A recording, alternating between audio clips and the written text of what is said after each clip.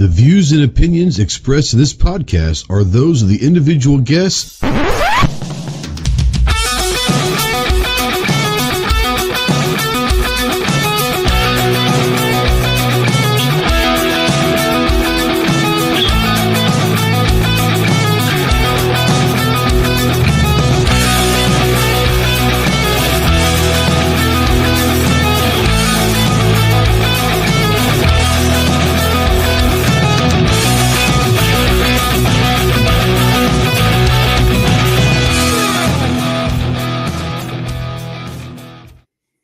What is going on, my Ghost Mafia? Welcome to the Armed Citizen Podcast Live. This is episode number 373 for, well, my fake watch. For the record books, today is Tuesday, January 14th, 2025.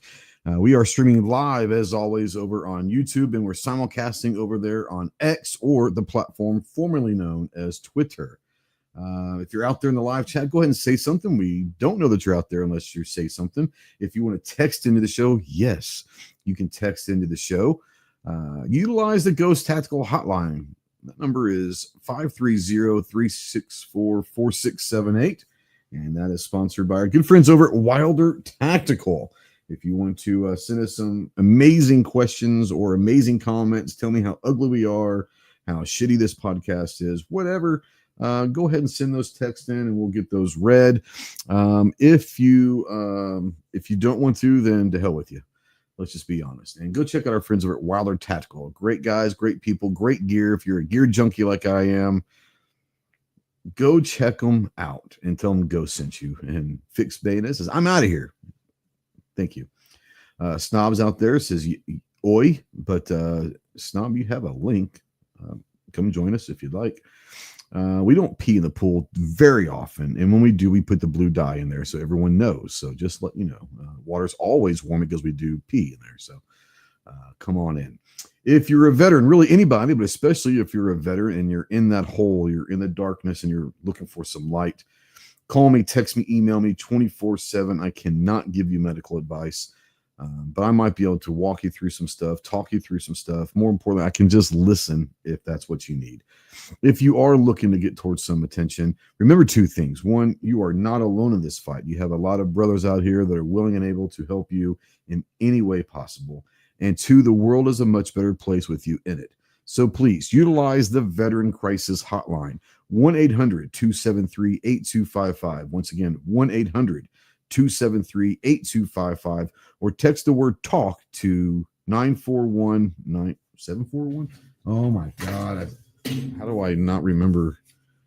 I think it's 741-741, but I need to go find my list. 741-741. Man, I feel like a freaking, an amateur at best. So, fourth trimester. Yeah. He's currently eating veal. This is true. He said he might jump in. Hey, you tell Stacy she can wait. I'm just saying, she can wait. We are spotlighting, as always, the United States Marine Corps. If you have any questions on what it takes to earn the title of United States Marine, see the website marines.com. And as always, we're proud members of the Firearms Radio Network and I'm having a day, man. I'm getting old. The Self-Defense Radio Network. Holy shit. Go check out all your favorite pro gun, pro toy podcasts over at firearmsradio.net and selfdefenseradio.net. Let's get this off of my ugly mug and say hello to the merry band of morons for tonight. From the weirdest state in the union, the only team that cheats their way through the college football playoff. They bought the refs off. There's no doubt about it. I think they bought off Quinn Ewers because Quinn played like absolute dog ass. And why the hell did they not play Arch? That's what I want to know. Why the hell did they sit Arch? You know? Well, welcome to the Christmas 740. Freaking Buckeye fan. Bah humbug, bitch. What's up, man? Oh, not much. I'm one more to go. I hope we can pull it off. If we can't pull it off with this team, we don't deserve it. Bro, you're playing the Fighting Catholics. They've got God on their side. I'm just saying that might be pretty tough. That is true. And we all know God does not care about Ohio. So we could be in trouble. You said it. What you got going on? Everything you getting ready for shot and everything? Are you working your ass off right now or what? Yeah, we're finally getting caught up. I'm hoping to get the day off before I leave. I don't want to have to rush home that night and get everything, but I'm just glad we've been as busy as we are, getting a lot of money rolling in. So kind of, I mean, a little breathing room, but it does help, Yeah, so. yeah. So as far as filming, I haven't got anything done. It is, the older I get, I can't film in this weather. But I don't think we've been above 25 degrees for 2.5, 3 weeks now. So it looks like it's going to warm up Friday and Saturday. So add some more to my plate and maybe get some filming done before I leave for shot. I don't know. But yeah, well, we'll see. If not, then G-Webs is here. Oh, well, he said he's cooking. We'll go ahead and add him in here. He can come back when he's here. Let's see here. From European American Armory, EAA. It's in the game. Man, why y'all haven't done anything with EAA? It's in the game. I'm sure trademark and copyright might have something to do with it, but definitely trademark. Yeah. Because I definitely wanted to do it, and they're like, "Yeah, no." Yeah, no, we don't really want to get sued by trademark one of the video game companies in the world. Yeah, I bet it did. Like, yeah, we'd rather not get sued by one of the biggest video game companies in the world. Yeah. Like, you don't mess with them, and you don't mess with anything Disney, because Disney has enough money. They just want to sue people. They do, but it's easy with them because you just make it a woman and make it gay, and then it's good. Yeah. So you can do anything they do as long as you do it that way, and that makes Kathleen Kennedy happy. Does it though? I mean, is that possible? Yeah, 100%. Okay. All right. What's going on with you? I know you guys are countdown, man. Yeah. The final countdown. So has Paul gone on full on like holy shit mode yet? It's coming. Like it's not quite there. It's not Thursday yet. You're right. Yeah, about Thursday or Friday, I'll just start sending y'all videos of like the panic. It'll be it's fun. Yeah. It's the final countdown. Budget guns in gear out there. What's up, Budget? Oh, what's up, homie? Gonna miss you next week. Yeah, I figured you guys are. I mean, so. Let me ask you this: from the industry side, I know you guys have all the stuff that y'all are getting ready to go to shot and all that stuff, and I'm assuming that other companies do, but. Like, is business still happening during the week prior to shot? Or are y'all waiting to do business like at shot? Oh no, I'm doing business right now. Like, yeah, isn't that fun? Like right this second, actually. Oh yeah, I mean, I was literally doing stuff a few hours before we jumped onto this. That's crazy. I think about 5:30, I got off the phone doing stuff. But yeah, I mean, my avatar for tonight, that's one of the new guns. I wasn't going to say anything. I was not even shot. We're still bringing out new stuff. More importantly, you've got a little bling bling in that picture too. That might mean something. Just throwing it out there. There might be a little bit of chain action in the box for some people who open those up. Just saying. Yeah, buddy. So if you want to do like the whole, does your chain hang low? Throw a little gad on there. You could do that. That is the Chicago. And there might be some bling at SHOT Show too, possibly. There might be a little bling. You never know. You should full screen chase so Chicago Mike out there could see. That's what I said. I was like, that is a Chicago Mike gun if I ever saw it. There you go. There it is. All day. He says, I'm definitely a chain person. I bet you are. You're probably 2 chain person. You're 2 chains, aren't you? 2 chains. Or 3 chains. He's 3 chains Chicago Mike the shooter. It's going 3 chains. That is like the Swifty special. That is not gonna lie though, it doesn't look terrible. It looks pretty good actually. Yeah, I mean the gun itself is pretty slick, I'm not gonna lie. Yeah, it does look sweet. It looks like it's leaking little gold jizz or something, but picture, but that is a sweet looking gun. There will be one at shot, so everybody have a chance to play with it. Oh yeah. There's even some surprises y'all hadn't even seen. Oh, I know. I can't wait to I like surprises. One is very flamboyant. I'll put it that way. Well, isn't that special? Yeah. G-Webs, are you here now? Or are you still cooking, homie? I'm here. I'll be back and forth for a minute, but I'm here right now. Okay. All right. Well, do you want to say hello to everybody or no? Yeah, hey, welcome. Thanks for the link. Absolutely. We'll go into the SHOT Show. I know you've been there for forever, but we'll go into that here in a minute. Standing on a corner in Winslow, Arizona. Such a fine sight to see. It's a Ginger, my lord, and a flatbed Ford. From the Gun Owners of America and Fully Loaded Reviews, we have John, the Ginger, soulless bastard. What's up, homie? What's up, brother? What's up? Tuesday. It's Tuesday. Official team. Tuesday. Yeah. What's going on with you? Not much. Just wrapping up all the SHOT Show prep for GOA, getting all my meetings set up. I'm up to like 40 meetings already for SHOT Show. That's your own fault. That's your own fault. Well, I need to set up meetings. It's good time. I'm excited. I think I'm more excited for this SHOT Show than I've been for other ones. So, but we've got from the 2A side, Eric Pratt, John Valleco, and our whole team is up at the Hill today, pushing some more bills to go across the finish line. That national reciprocity bill is getting pushed real hard. So if you haven't seen it, go look up HR 38. That is the national reciprocity bill. Go ahead and read it and enjoy. I mean, I think this gets a pass. And no, Mike, I do not have room for one more. Sorry, I think he needs a booth appearance. Just saying it. Booth appearances are booked full. We're good. I'm booked full. Tried, Mike. I tried. Where's Kyle? Okay, go ahead. I was gonna say all Mike's gotta do is just jump into his booth and just go live from immediately, and Ginger will come out and talk to him. That's just how it works. Might not be the conversation he wants, but he will come out and talk to him. He's like a little ginger genie. He'll just appear. You won't have to deal with me. You'll have to deal with Felicia. And for those of you who have met Felicia, you don't want to meet Felicia. Yeah. G23 says, where's Kyle? So first off, I want to send a shout out to Kyle. It's private business. It's not my story to tell and my business to tell.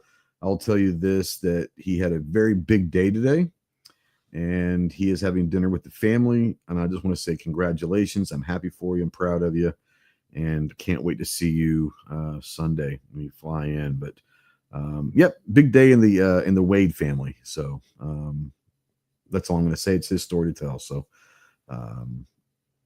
yeah, big day for him. Real quick, mandatory carry, going to try to make it. Thank you, brother. Appreciate you very much. Are they going to let you out of the insane asylum? Apparently, I haven't seen you in a while. I figured you've been locked up for a little bit. So I'm glad to hear that all of your personalities are under control again, or somewhat under control, and they're letting you out of the asylum. Or maybe they're just giving you a 24-hour pass. I don't know, but it's good to see you, brother. Thank you. New baby? No, it's not a new baby. I will say that that's not a baby and all that. But yeah. I don't want rumors to start flying. So, he locked himself up, so he unlocked it. Well, that's what happens when you have multiple personalities. You got to figure out which of them has the key. Let's just be honest, right? So, it is what it is. From the great state of Texas, the gatekeeper of everything Texas pride and other prides, whatever you want. We have the tactical virus. Leprechaun himself. What's up, Clove? How are you? Hey, long time no see. Hi. Are you Ross or are you Russ? Ross. Ross, yeah. Hi. I don't know what she sees in that goober. Really? So good. So good. You sleep on a bed of lies. Oh, that wasn't Seinfeld. That was Elf. Wasn't it? It was Elf, wasn't it? Yeah, it was Elf, not Seinfeld. I seen a thing on the Instagram about that guy, Seinfeld. Yeah. Right? He made a bunch of money on that show. And he's got, and with all the syndication and everything, he's at like $500 million, like 490. I figured he'd be higher than that, to be honest with you. But yeah, he's a ton of it. Yeah. Never been in a movie, right? He just did one TV show, but syndication and syndication's where it's at, man. Syndication is where it's at. Yeah. Didn't he basically start the whole idea of like driving around and interviewing people? Yeah, he started the whole thing with driving in a car with comics or something like that. Yeah. riding in a car with And- comics. right? Yeah, Whatever it is, it's something like that. Yeah, And now everybody does that shit. everybody does it. Yeah. So I mean, for a guy that his comedy was based on, did you ever notice he did okay for himself? You know, he did okay for himself. Oh, and whiny is like his voice. Why? Oh, we went to, so this is like 1998, 99. I think it was like 99, something like that. He came to San Antonio when we were living in San Antonio, so we went to go see his show. And I love Seinfeld the show, but you go to his comedy show and it was okay.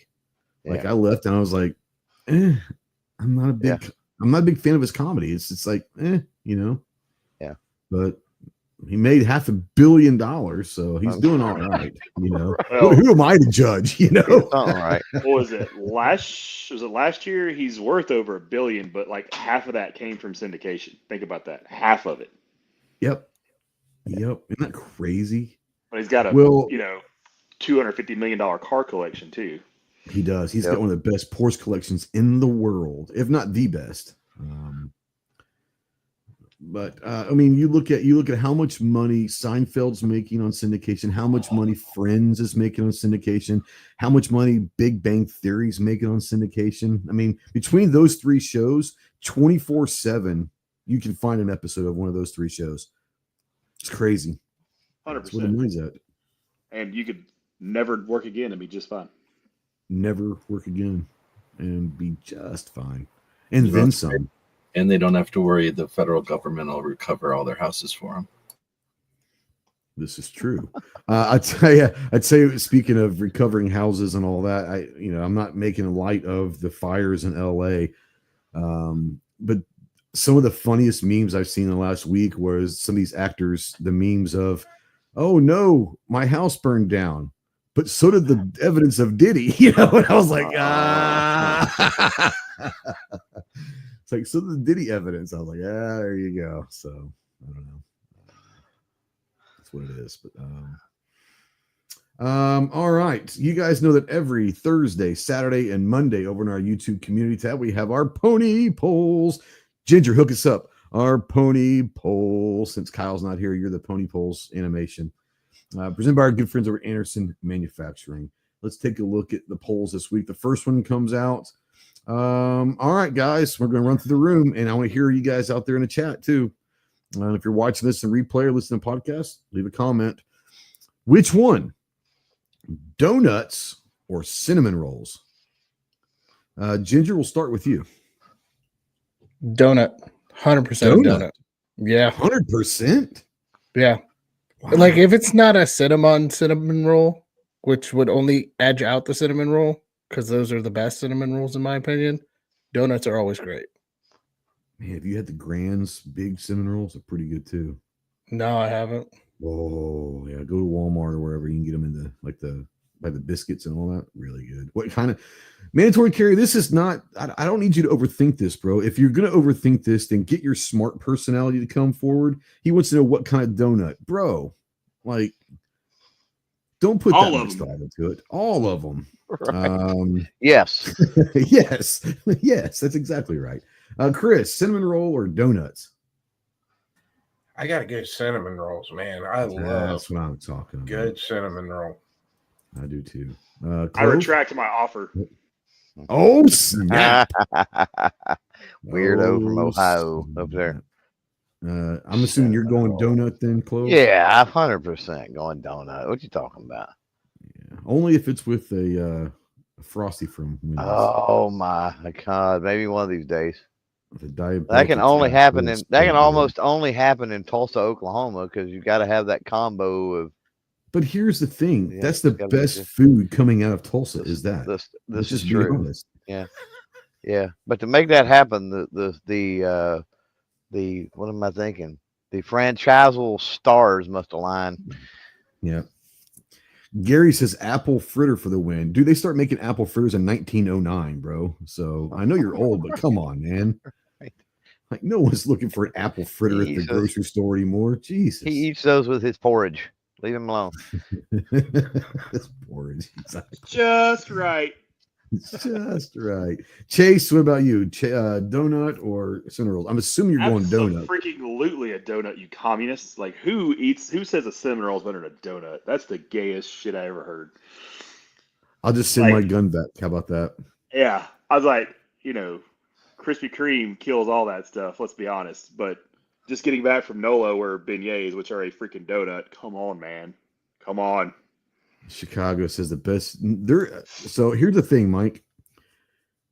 In no scenario and in no way ever of any subject does the best come from Chicago of anything ever. So let's just put unless you're talking about murder rate, then it's okay. Well, that's fair. Detroit might have them on that. I'm not sure. I think maybe that was a typo. Maybe that's what he meant. Yeah.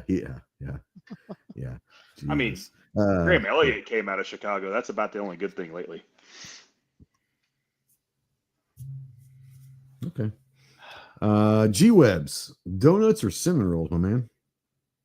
Well, like in the 1850s when cinnamon was considered a dessert, I would have picked a cinnamon roll. But now that we have flavors, I would say a donut because there's never really been a poorly made donut, whereas cinnamon rolls vary across the board.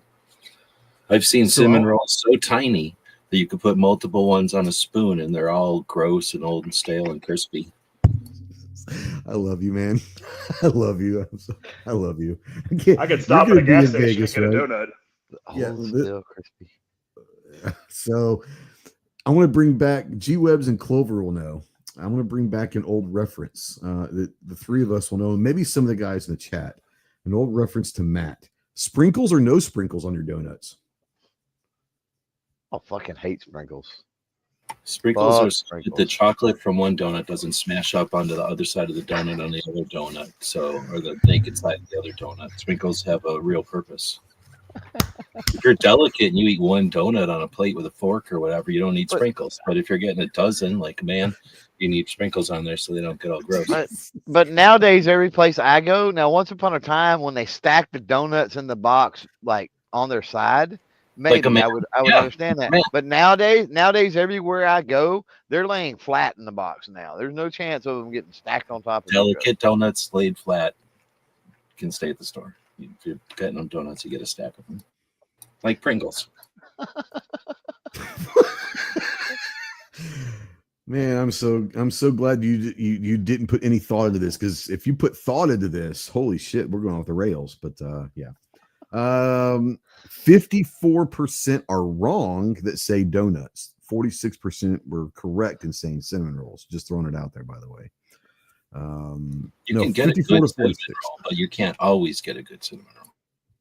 That's fair. Now, okay, I want to throw this out there. Okay, donuts are for peasants. I agree. Donuts are for poor people. Let me ask you this: when you do eat cinnamon rolls, with or without raisins, Ginger, with or without raisins? Without raisins. The raisins in the cinnamon roll. What the fuck? So it is a thing, and it used to be a big thing. Like speaking of peasants, speaking of peasants, yeah.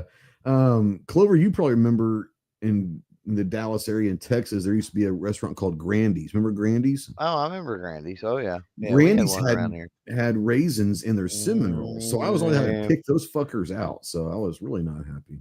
Yeah, that's a flashback when you say that. It was like a buffet place. It was one of the early big. Oh, did you guys have Grandy's? I thought it was a Texas only thing. I didn't know you guys. Well, at least I've been to one. I know what it is. Yeah, I'm saying I went to a million times. Yeah, they haven't been around probably since the 90s. Their cinnamon rolls were more like a pan of muffin. Like buns. They were great cinnamon rolls if you picked all the raisins out of them.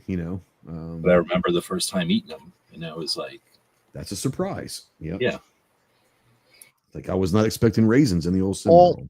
Flavor wise, you see raisin and cinnamon together a lot. Yeah, flavor profile wise. It's still weird. Yeah, the old country, not here. Yeah, I will say this, Ghost. If you really want a good cinnamon roll in Knoxville, don't say it comes from Ohio. Don't say it comes from Ohio. I'm saying in Knoxville, You got to drive for goals. If you really want a really giant fucking cinnamon roll, drive to Gatlinburg, and there's a place called Crockett's Why the Breakfast. fuck would I drive to He said- Gatlinburg? he for said a if you want it- He cinnamon said, if you roll? want a good cinnamon roll in Knoxville, drive to Gatlinburg. You got Well, to yeah, try to let's do it. Gatlinburg. Yeah. There's a place called Crockett's I mean, it's Breakfast. only like 45 minutes away. Well, Trevor. whatever. Come That on. better be the best fucking cinnamon roll ever if I'm Bro, making an hour and a half round trip. So you know how You gotta the bring your own beer though. 3 foot, That's the true. 3 foot roll. Stay 3 foot away from it. so Well, I ain't gonna eat it. Good luck. they make a cinnamon roll that fits. It's like a a deep dish. Bro, at pizza this pan. point, I'll let you finish your story. Yeah. But you need to understand, at this point, after you saying if you want to great, you got to drive to Gatlinburg, like no one gives a shit. Like we've Well, passed okay. the cinnamon roll in Gatlinburg. But go ahead and finish your story, please. Yeah. There's way other things I'm going to Gatlinburg for that's not a cinnamon roll. Right. Well, that's true. But also, a deep dish pizza pan, they make a cinnamon roll in that. So it's like super thick and super large. And it's really good. That's what she said. That's exactly So- what Ginger likes. I know. Super Yeah, thick, fuck super with you. large, That's what I heard. full of frosting. Jesus. There is an argument going out in the chat of the difference between a sticky bun and a cinnamon roll. This is fantastic. Continue, gentlemen.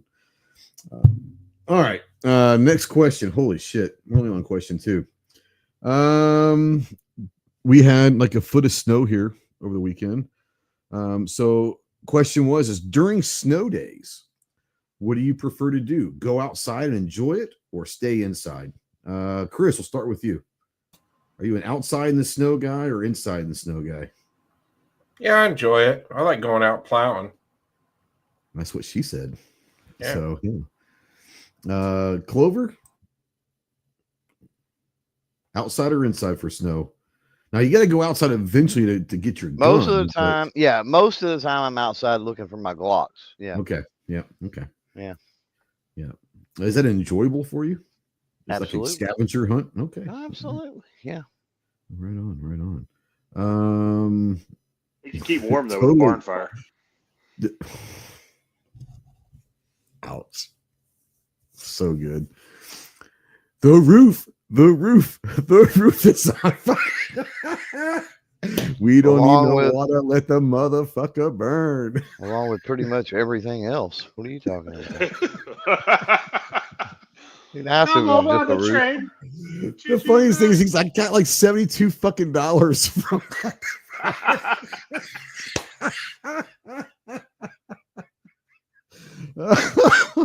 Jacob, did I miss the announcement? No, I'm waiting to get everybody in here, so I'll be doing that after the polls. But yeah, Budget says I forgot about the lost Glock. Yep. Was it the 42? Yeah. It's not fucking Yeah. 42. Yeah, my EDC. At that time, it was your EDC. Yeah, It still is, but yeah. is it? Yeah. Primary. Yeah. Chase, inside or outside in the snow? I mean, since for being from the South and we don't get a ton of snow, and then now in Florida we definitely don't get any snow. I like to go outside and play in it. I'm not gonna lie. Absolutely. Oh, I'm the same way. Have your babies got to play in snow yet? My little girl, yeah, because I mean it snowed several times before we moved here in Alabama, but like since we moved here, little man has never seen snow. The Alabama slush, is that really considered snow? No, when she was like a year old, we got like an actual snow. We had like 5 or 6 Oh, inches on okay. the ground. Like it was like snow. Then it all turned into ice and tried to kill us all.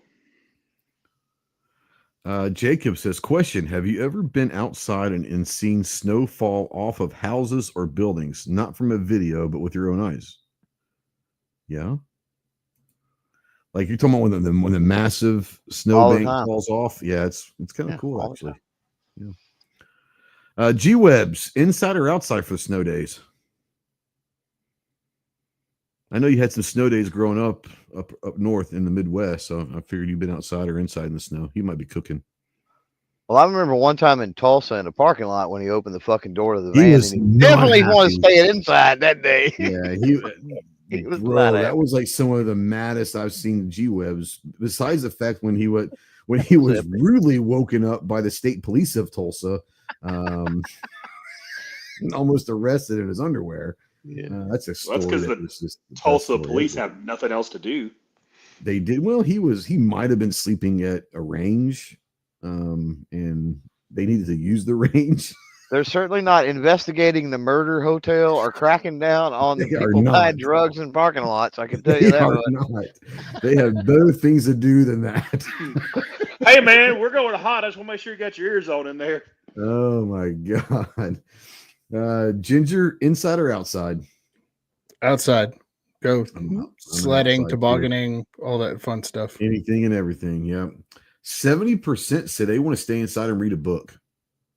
30% say they want to go outside. Where's their A little sense of disappointing. adventure? That's what I'm saying. Like, go outside and have fun. So That's like saying you evacuate for a hurricane. That's just gay. I'm too old to go outside. Back in the day, maybe I would have gone outside. We were just bringing up the time when it was like 36 degrees one morning in Tulsa. And you opened the door up and you're like, oh, hell no. You were not happy about the cold snowed the night weather. before, too. It did. It just snowed the night before. That was funny as hell. She wakes up to the snow. It's like, what the fuck? What the hell? That's great. That was so awesome. Like, he was legitimately fucking mad. He was made the whole trip worth it. All right, so I want to ask the audience what you guys want to see. I'm going to talk about it here. What do you guys look forward to either seeing or shooting at SHOT Show? Range day videos or booth videos? Chase, or let's start with Clover on this one. Do you enjoy shooting range day videos or the booth videos more? Enjoying. Yeah, from a creator side of it. Probably. They would have to be range day, right? Because you actually get to pull triggers on this shit. Well, that's true. Yeah, range day. Now, as a consumer of videos, would you rather watch range day videos or booth videos? Do I have to watch one? Can I Can watch a science channel or fucking something else? Exactly. Probably the longer video, to be honest with you. Like watching, I'd be more interested in hearing from the people, that work there or whatever. Probably. I'm not a shorts content person, so really. I'd pay good money to see you in shorts, by the way. Just saying. Oh yeah, I don't do that either, but okay. I know you don't, but I'd be willing to pay for that. Wear a welding hood or some shit. Can confirm. Can confirm. Little sleep pants and everything. Dinner videos, of course. Well, we don't video our dinners because that could be bad. Chase, no videos after 5 o'clock on trips. This is true on trips. Yeah, that's a great rule. That's a great rule. That's how we all end up with no jobs or talking family to wives or not having wives, or there's all kinds of bad things. Yeah. Chase, would you rather watch from SHOT Show videos, range day videos, or booth reviews or booth interviews? I mean, when I do consume some of that content, I like them both. Because if it's somebody that actually knows what they're doing when they're shooting it, those are good. And the problem with like anybody who knows this, who's been on either side of this, knows that the range day videos, the audio quality is usually rather terrible because everybody's making all the noise. With range day, you're basically putting music to B-roll at that point because there's no reason to try to do that. If you want something informative, you got to do it from the show, like where somebody can actually talk and you can hear what's actually going on. You can hear specs or whatever you want to know. Yeah. So probably from the show. Here, because the noise at SHOT's pretty bad anyway. So. Yeah, 100%. G-Webs, do you like range videos or booth videos more? If you had to choose one or the other. And he's cooking again. Okay. We'll go to John.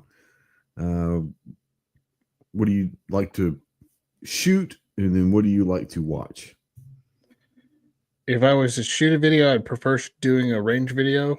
But watching wise, because of the noise and you don't get much information, all you're seeing is shoot. I feel like range day is more for B-roll, and then you throw it into the booth talk. I think booth talks is you get more information about the product instead of just yelling, "Yeah, I heard you," and 12 gunshots going off. Fair. Christopher, what about you? I don't really care whether I film or not at range when I'm on the range, I kind of just want to enjoy shooting the gun.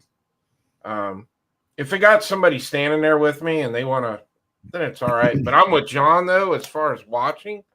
Yeah. I'd rather see him roll the shooting footage in from range day over top of the interview video, or definitely down. Yeah. Cause the audio, there's not much you can do with the audio quality at the range. I don't care how good your mics are. No, between all the other gunshots going off around, plus you've probably got a 30-mile-an-hour wind, probably rain, all at the same time. Yeah, it's challenging to say the least. 62% say they enjoy watching booth videos over range videos. So there you go. For us creators, there's a little feedback from the audience. They'd rather watch booth videos than range day videos. So there you go. All right. Those are the pony polls. Go check out our friends from Anderson Manufacturing all over the social medias and let them know that Ghost sent you and tell them thank you. Did I miss my slot again? I did. Yeah. So from SHOT Show, do you prefer watching range day videos or booth videos more? So I was going to answer that it depends on what it is. So if it's some gun I care about, then I want to, see both, I guess. But, I think somebody else said it too, that whoever's making a better video. But here's the thing. I don't look at it the same way as you guys. If I want to do some kind of fancy, like what Chris does with videos or what you do when you're at the range, go do that on the range, right? Like at SHOT Show, I think it's cool to see the SHOT Show, like the media day, right? Like to show people. So for people that don't go and for people that know what it is but aren't there, like I don't mind all the noise. Like I think that's part of it because then you see how crowded it is that day or how much interest there is and how crowded the booth is. If you go to a booth and was it Jeff from Gear Report who was doing those suppressors that were 3D printed? I don't know how many people even saw those last year. So I think it adds something to the context or whatever. Maybe it adds some depth or some that's fair or something. So I think it's neat to see that stuff. And when you pull all that stuff out, then, it just leaves shots. It leaves media day there. I'd rather see stuff that picks it up and puts it on the internet so that not only is it there for everybody that's watching live, but it's just there for history. You can't go back and watch SHOT Show range days from like 6 and 7 because we weren't filming video back then. We didn't have video cameras. Yeah, so that's fair. That's a great point. Harry Potter, Budget Guns and Gear says I'd rather see videos from underneath the stairs. That's a fair point too. He had a fort, man. That was a cool fort. Fort. It's the fort. Oh my god. The fort was awesome down there. Yeah. It was pretty cool. Just don't take him to Longhorn to get a T-bone steak at midnight. He did not enjoy that. So, or at least warn him about the Yelp review first. Or help him with a Yelp review. One of the two, Yeah. All right. Those are the pony polls. We appreciate you. We're going to talk a little bit SHOT Show here, but the title says a big announcement and all of that. So we're going to have announcement. So I'm really excited to say that I have turned in my letter of resignation at my current job, and I will be leaving for a new job starting right after SHOT Show. And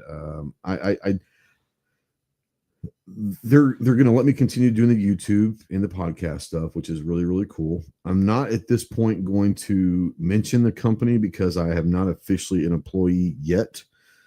I signed all the paperwork, but I'm not working for them yet. It'll be right after SHOT Show. So I'm not going to mention the company right now, but it is a gun distributor. I will be working in the industry as of right after SHOT Show. I am incredibly excited. The reason why I'm bringing that up is not because some of my friends, people in this room, have known for a little while.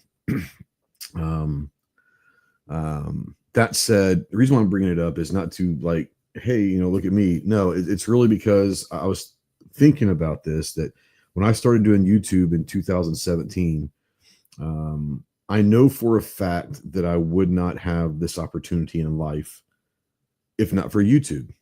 I wouldn't have met any of these people. I wouldn't have even gotten really involved into the community, much less the industry of firearms. And so for you guys that have been here a long time, that have continuously watched my stuff and kind of motivated me to keep going with this YouTube thing, I wouldn't be in this position. So I want to say thank you to everyone. It's always been kind of, the channel's not going anywhere. That's the great thing, is they're allowing me and almost encouraging me to continue with the YouTube and the podcasting while working for them. There'll be some things that I can and can't do, and that's okay. But they're fine with it.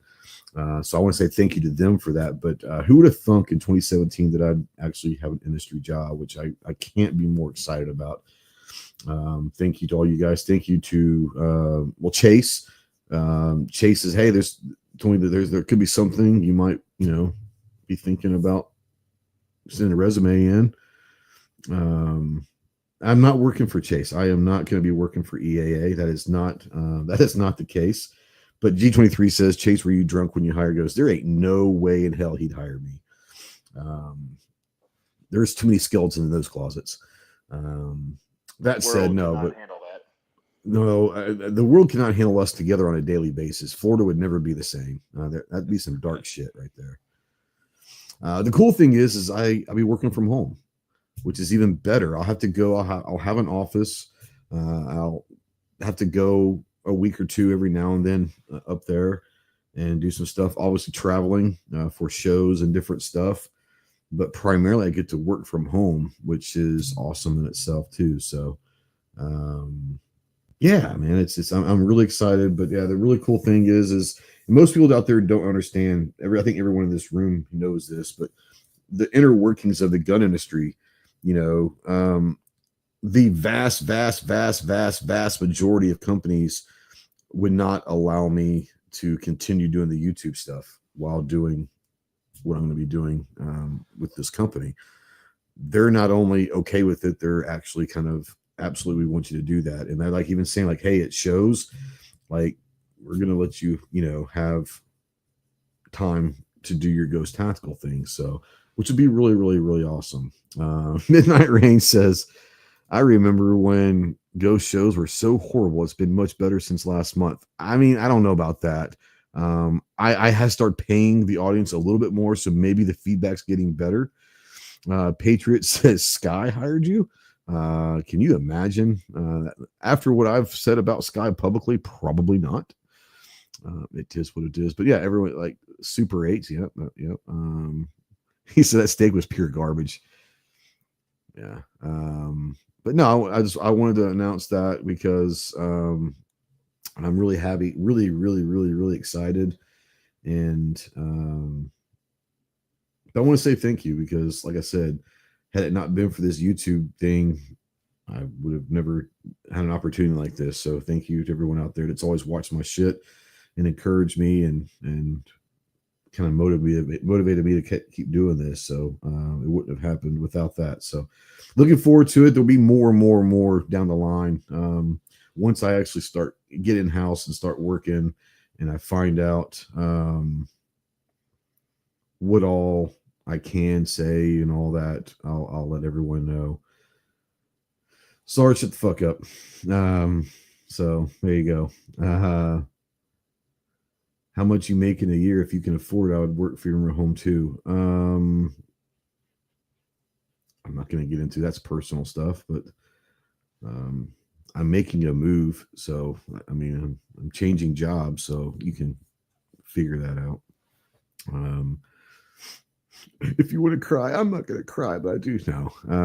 No, it's exciting. I'm really, really, really fucking excited. So, I'll be doing some stuff with them at SHOT Show, but in official capacity, will start after SHOT. So, Sarge says, I want to work for Chase reviewing guns, but I guess that would require me fording the creek for a while.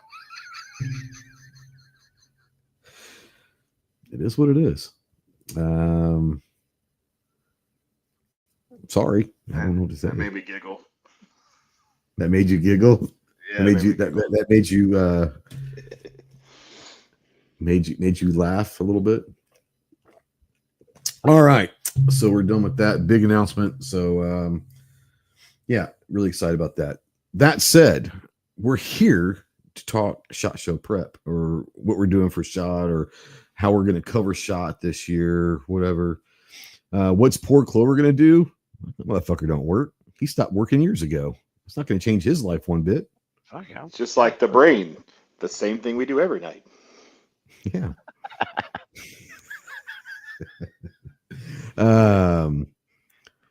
So yeah. All right, we're gonna go through the room real quick, and the first question I want to ask everybody: how many shot shows is this for you, Ginger? This will be number 4. 4. All right, Christopher. This is my third one. Your third. Clove. Is it 7? I think. Is it? Same as you. I think it's gonna be 7. Yeah, I think 7. I think it's gonna be 7. Yeah, I believe that's right. I'll have to do my math. I ain't very smart, but I think you're right. I think so. Chase. Midnight. Just sitting. Is this where I put an application for Ghost Tactical Personal Chef and Dishwasher? Yes, it is. You found the right spot there, Trav. Chase, how many shot shows is this for you? There's a Glassdoor link below. Yeah, exactly. 8, I think is what this is. 8. Okay. Now, did you go prior to EAA when you were in the industry in other capacities? Okay. Yes, I went a couple. I was going to say, I don't think before you've been there for 8 for EAA, have you? Yeah. No. So, well, we were talking about longevity the other day and like how just time flies. Or you were talking about what you are currently doing versus what you're about to be doing. Yeah. So it hit me while we were talking about that it's 2025. So this is my 20th year in the industry in some capacity. That's crazy. Nice. And you're still here doing it. So I feel so old. Shut the hell up. You started working in the industry when you were what, 12? Started when I was 19. Yeah. It's crazy. Yeah, 20 years in the industry. Yep. Yeah. Grandfather time, G-Webs. This is like your 20th or something? It's got to be, and honest to God, it's just got to be getting close to 20 for you, isn't it? Yeah, it's 20. Is this your 20th one? Oh, that's awesome. I started going into media in 2005. G was around when they held it at the Parthenon, I think, if I remember correctly. the Coliseum. They started doing, they had it in the old, what do you call it? Convention center, the Vegas Convention Center, where the concrete thing is now. Yeah, it was us huge concrete on the other side. Well, no, it was us on one side and concrete on the other side. Oh, okay. I was like, there's no way. Yeah, okay. Both got bigger, and they kept that. And then they go to Florida. Well, they used to travel all around, but for me, it was just Vegas and Florida.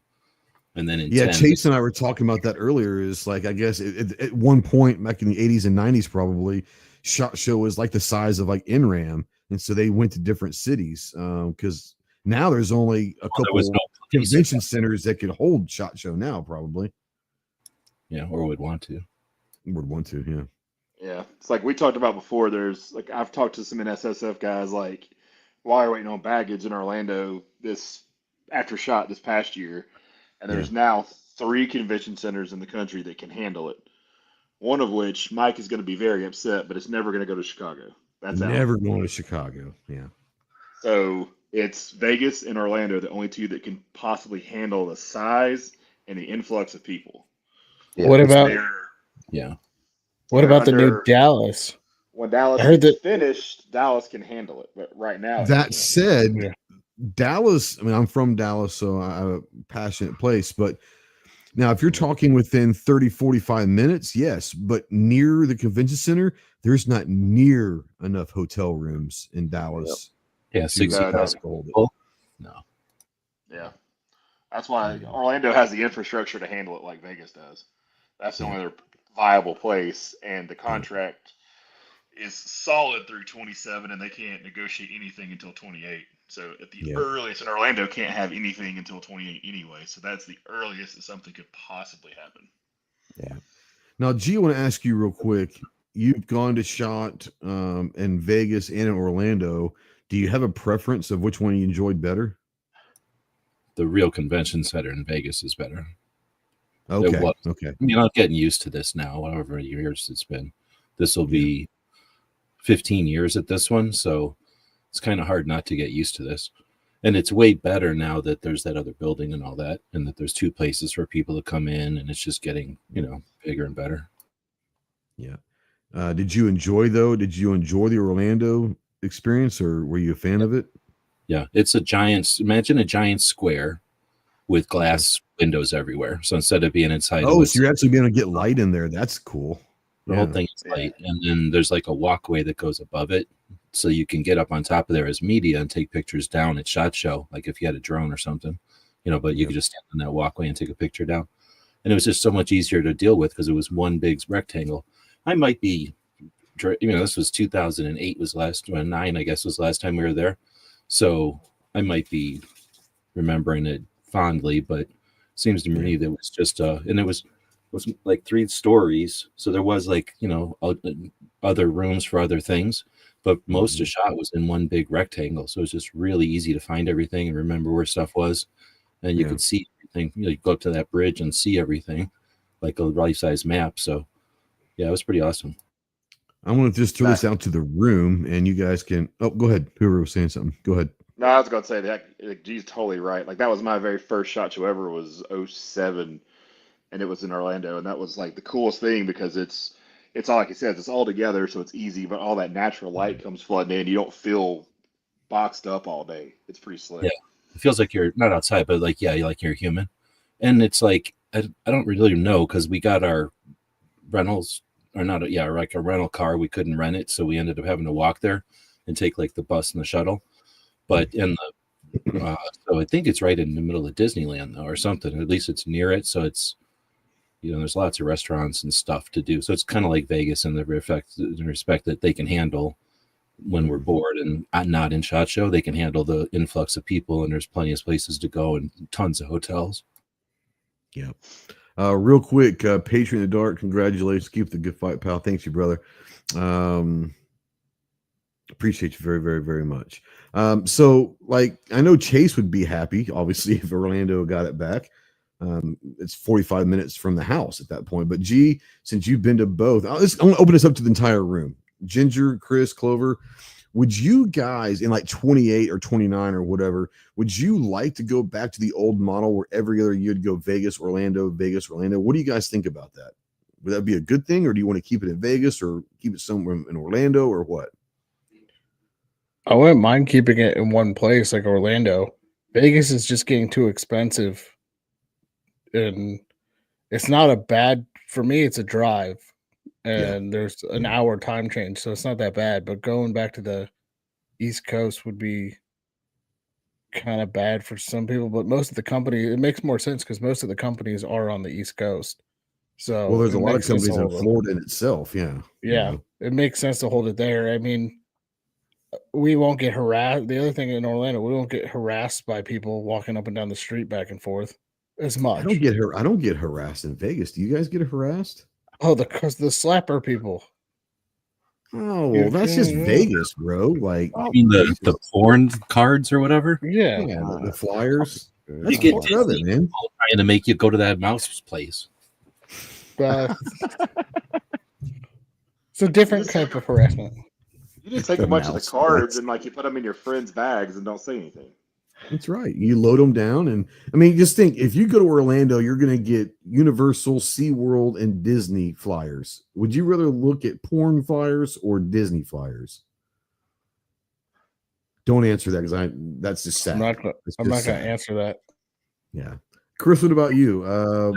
Alternating back and forth Orlando, or what? Do you want to keep it in Vegas or what? Yeah, for me, I want to keep it in Vegas. I enjoy that time there. I don't mind if the other shows move around, but yeah, I want SHOT Show to always be in Vegas.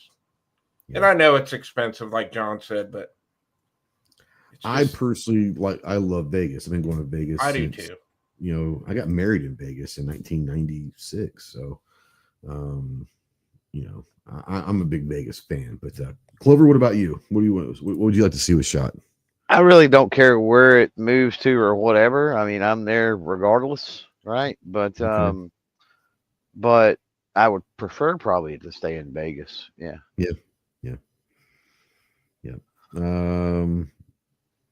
G, Do you have a preference? I know I kind of, but do you have a preference? 100% Vegas.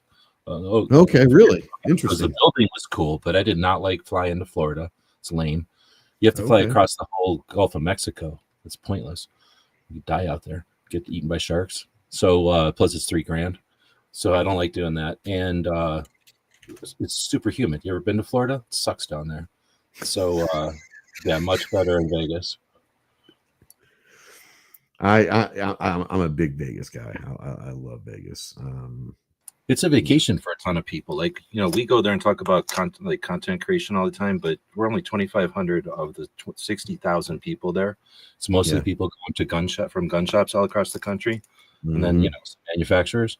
So that's for them. It's a vacation, and they they can let their crews let loose. They can send them to Orlando. They can go to like Chili's and then some overpriced movie theater, and then go home. Like Vegas is way cooler.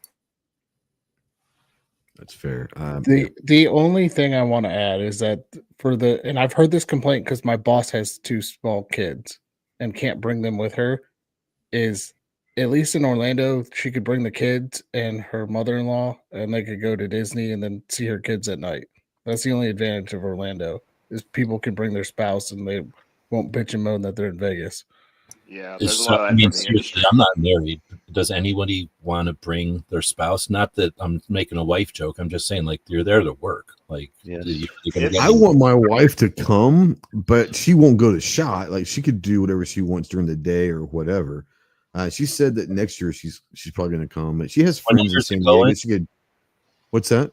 Oh, sorry, I'm interrupting. 20 years ago, and like the people that did bring their wives and like, oh, we're going to do stuff in Vegas in the evenings. Like once they did it once. Well, that's the thing is most of the people probably don't want their wives around in Vegas. I wouldn't mind at all. That's what I was going to say to John's thing. He's pointing out I think a very extreme outlier. See a budget. I mean, with that said, I mean, my wife enjoys going, and I enjoy her going, but yeah, I think that's outlier. Big time. No, I'm not saying anybody wouldn't enjoy time in Vegas with their wife. I'm just saying at SHOT Show, we got enough going on with like welcome SHOT Show. Yeah. I mean, the vast majority of people, I mean, I get what you're saying. Yeah. It depends on how.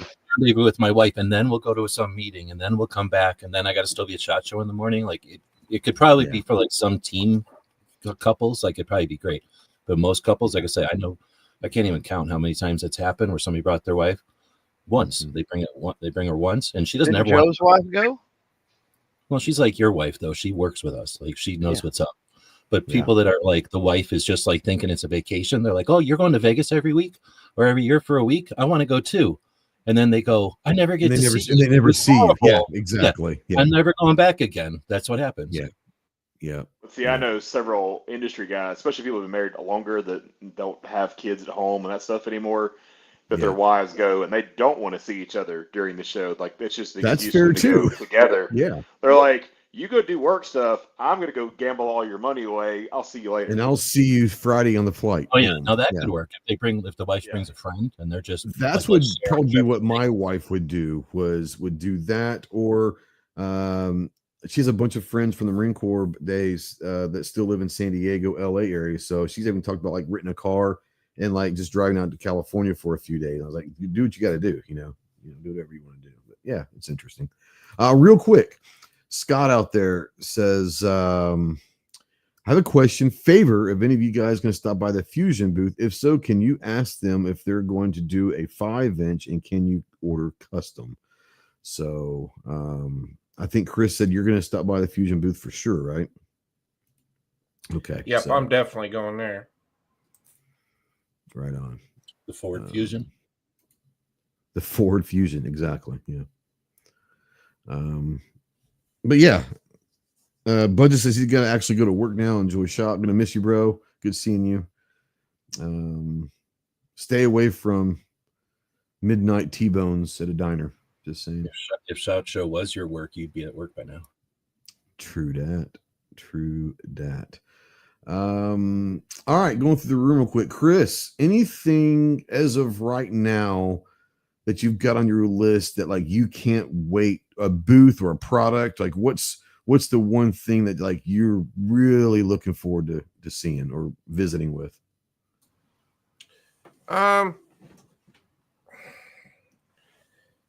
I definitely want to talk to the guys from Fusion. See if that goes anywhere. I'm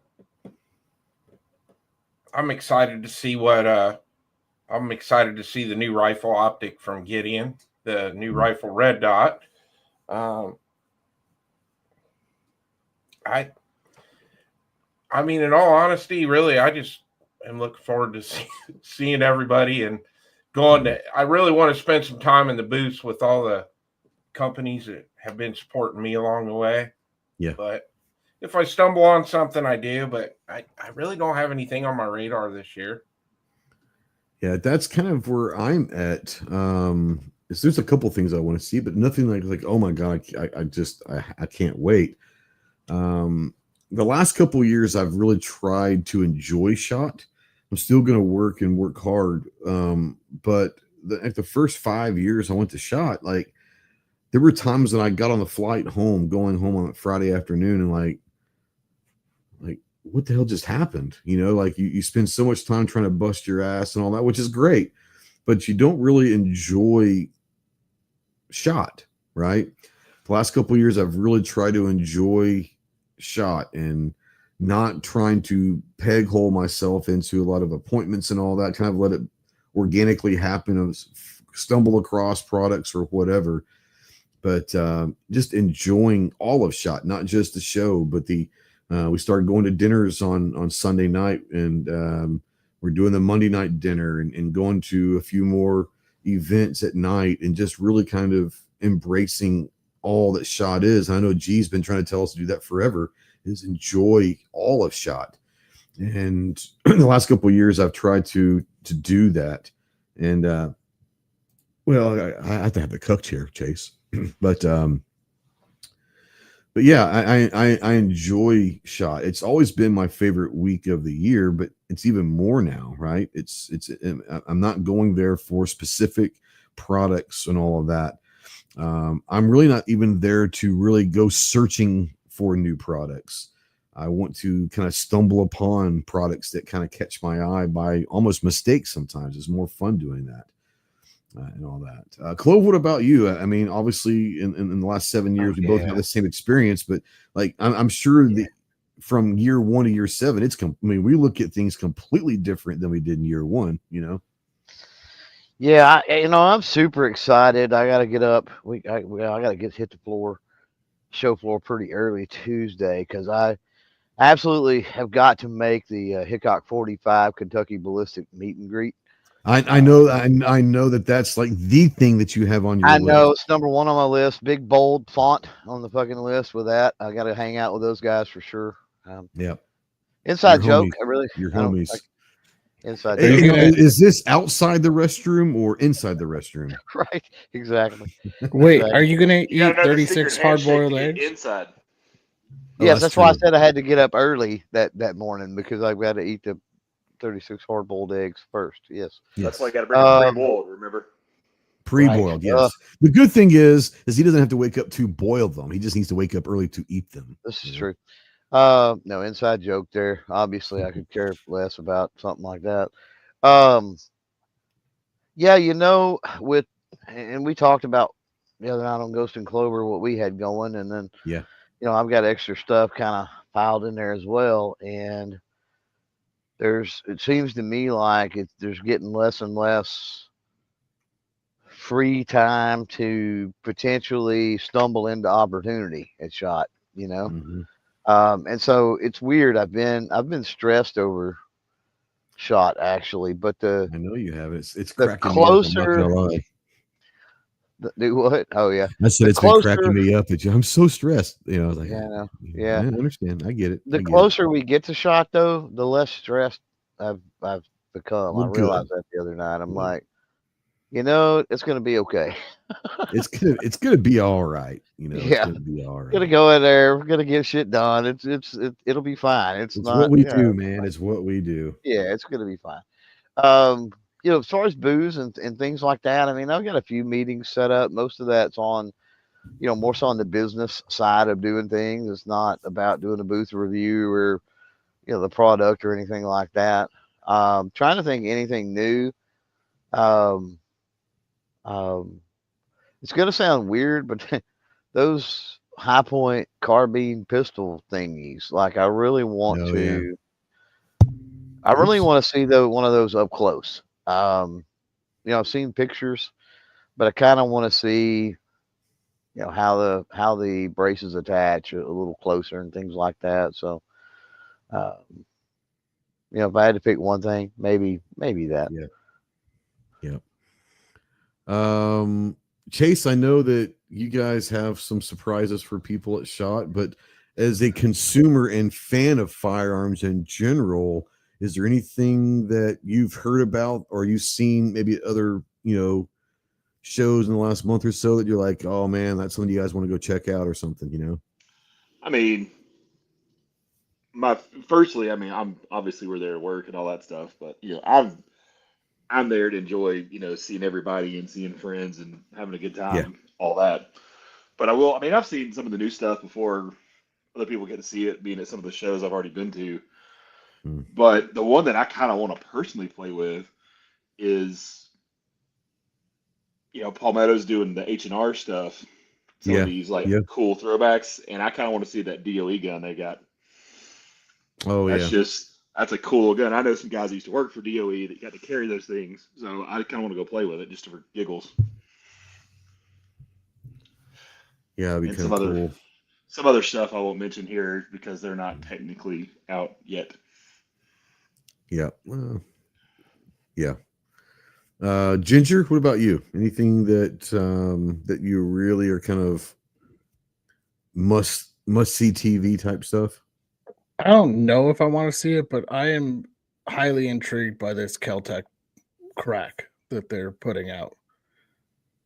Because what was it yesterday? Just think, 8 years from now, Smith & Wesson will do it better, Yeah. What is it? Yesterday they put out the front end of the gun. You can finally see it, and it looks like a AR bolt it looks like a Deagle mechanically. And it's interesting looking. So that's one. Trying to think. There's really nothing else. Everything else probably have seen already or know about. So I'm just excited to see everybody. That's the big thing. Just go and hang out with everybody. And absolutely, that's kind of where it's at. When we first started going, G was obviously hugely important to Clover, and I'm not going to speak for Clover, but I think I do. For a lot of different reasons. But when we first started going, I don't know, G, if you were doing it beforehand or not, but we would go on Sunday night or Monday night or whatever to a buffet. A bunch of us would, and that'd be our night to kind of hang as friends and all of that before the craziness happened. And now they shut down the buffet. It's kind of tougher to find a spot. I'm still trying to find a spot that's going to be allowed to get us 20 in there. But we're doing it Monday now, but I look forward to that. Obviously we have a big dinner planned Sunday night for some of us, and we're going to Wolfgang Puck's this year, went to Hell's Kitchen last year, and that's always great. But the Monday night dinner, we had like 20 people there last year, and it's just a really good time for all of our friends to get together at one time before the craziness, because once SHOT really starts, we all have different things we've got going on throughout the week. And I really do enjoy that one night that we try to get everybody together. Oh, and breakfast, right? That's my concern, and that may require us. We might have to get up a little earlier. At the media room? Yeah. Yeah, we might have to get up a little earlier, or something. Well, we only have like a 5-minute walk, so it's all good, Yeah, but you never know with the walk. I don't know. I don't know how the walk's gonna. Yeah, I'm stressing again. I'll shut the fuck up on that. But I look forward to the. I can tell you from breakfast. Last year, to help you ease your mind, from the time I left my room to the time I hit where our booth was, it's about 20 minutes. Okay. That's getting through the crowd. That's about drive time, I would say. Yeah, but that's drive time. Still having to get through the parking lot and all that. He's talking from door to door, like I'm talking from leaving my room, hitting the booth at inside SHOT. It was about 20 minutes. That's getting through the crowd in Venetian. Yeah, that's awesome. Yeah, that's good. But yeah, what I was saying was, and I think pretty much all of us enjoy that. Enjoy the. I don't even know what you would call it, but it's Yeah. Everybody hanging out at Fellowship, man. It's first just thing in the morning. fellowship. Yeah, the You know, fellowship that's in the really what morning. it is. Because you get to see Mhm. the beautiful thing is we've got our crew, right? And you extend that to And we PJ. honestly we have our own table that no one fucks with. Everyone Yeah. like knows that that's our table, you know, which is Yeah. kind of fun. But you And extend that we need to 2 tables now, though, unfortunately. It's grown, we you know. definitely are more. But you extend that out to, you know, the folks that obviously aren't here, TJ and Jeff and Yeah. I mean everything OB and and Sarge and yeah, all the ends of Yehuda and everything. Yamil and Yep, and that's what Big I'm saying. Tony. Big Tony, you know, he's You always get there. He more always, than you know. it's just way more in the group, right? I You got a see text from how Tony yesterday. He's like, "We still doing breakfast? Hell yeah, we're doing breakfast." Assuming that they have food for us, but we'll be there. either You know? way. Yeah, Yeah. yeah, yeah. It got a little shitty last year. They didn't have any cereal. It sucked, but it is what it is. Yeah. I got my own Cheerios this year just in case. There you go. You're gonna First pocket the world Cheerios. problems. First world problem. That's right. Mm-hmm. Speaking of Tony, I'm Mhm. taking bets over under on him falling out of his rascal scooter this year. I'm hoping he's not going to have to use a scooter because I hope his knee's better. But if he's in a scooter, he will fall. Even if I have to push him, he will fall out of that scooter. I'm gonna see if there's 100%. maybe a one of those tree climbing harnesses on Amazon Mine. I can order real quick and bring with me just in case. We'll strap his ass into it. Oh my god, that was so funny. Put some So wheelie bars good. on it. It'd be all right. Hell yeah. Training We need to wheels. we need to put some streamers on that scooter. Oh my You know, god. we need to do it right. If you're going to do it, then you have to expect us to mess with it. Oh right? yeah, yeah. Tony would rock them too. That's the thing about Oh, he Tony. would He 100%. wouldn't give a shit. No. You gotta do it up like Paul's Walker. Oh, like Paul's Walker. Yeah. Yes. They may not want that scooter back when we get done with it. I'm just saying. Yeah. But yeah. G, I want to bring you in. You've been here obviously a lot longer than we've been doing this, but I brought up the Sunday night / Monday night dinner that we've been doing, at least since Clover and I have been going. And I don't know, were you doing that prior to 2017, 2018, or is that something you've always done, with try to get everybody together in your crew, or no? So there's been a lot of different iterations or whatever of my group of people. So we always try to, and that's definitely a part, right? That's why Vegas is so good, because there's so many options for that. Yeah. So, I mean, yes, but yeah, the answer is yes. But it depends on who you're counting. Is that like my own? We've gone with 7 people just with gun websites before. True. And then yeah. I guess a couple of times I've gone by myself even. So, when it's just a couple of us, there's nothing for us to get together because we're just together. But like what we were doing, as long as Gun Channels was around, because as soon as Gun Channel started in 2013, there was people going to shot. They just weren't all creators. Yeah. Yeah. No, I just, that's one of those things that I look forward to a lot of things. I look forward to the Marine party. I look forward to the guns.com party now. It's an annual thing. I look forward to the barbecue that hopefully we'll be able to have again on Thursday night. But the Monday night thing, especially like last year, was so awesome. It was like 20 people and everyone was just having fun, like just shooting the shit and all that. It was just a blast. But we got that from you doing the buffet thing. When we started going, I thought, I don't want this to stop happening, and it's just an awesome thing. Some years we had 5 people, some years we have 20. It just depends what everyone's doing, but giving everybody the opportunity to say, hey, one night throughout the week, every year, let's try to get everyone together and as much as we can and enjoy each other as friends. And because the craziness starts tomorrow, but I really do love it. Last year we fell into that Tuesday night range event, and the range event itself, first of all, tons of food. So like, you certainly don't have to worry about fucking having to eat that night because it was great food, tons of it. But just gotta watch out for potholes. The range, right? The range event. Yeah, we're not going to talk about after the event, but the range event was okay. I think it was okay. It was okay. But oh my god, the food and the exhibition. Holy shit, that was worth it. Yeah, it was cool. It was really cool. It was going to be a different exhibition this year, which I think will be. I imagine it's going to be pretty cool. I think it's going to be pretty cool. The Red Dawn last year was epic. When that freaking helo and that thing came over, and first of all, a lot of people have never seen a Huey in real life, like flying, right? A working Huey, Vietnam Huey.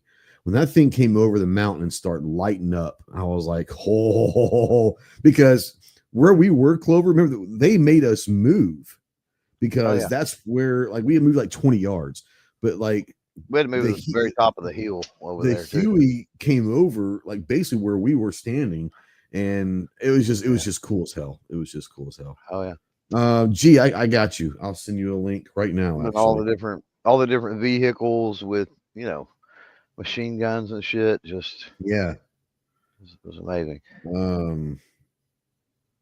Hold on. What was that with the Dishka? That was like an old Toyota or some shit, wasn't it? Yeah, it was a Toyota because I mean, let's be honest. That's what the Dishkas are in over there. It's Toyota trucks. You know? So it was all cool. Dishka, that's what I'm saying. You have a 50 on one side fighting a Dishka, and it's like it doesn't get much cooler than that. You know, it's just pretty awesome.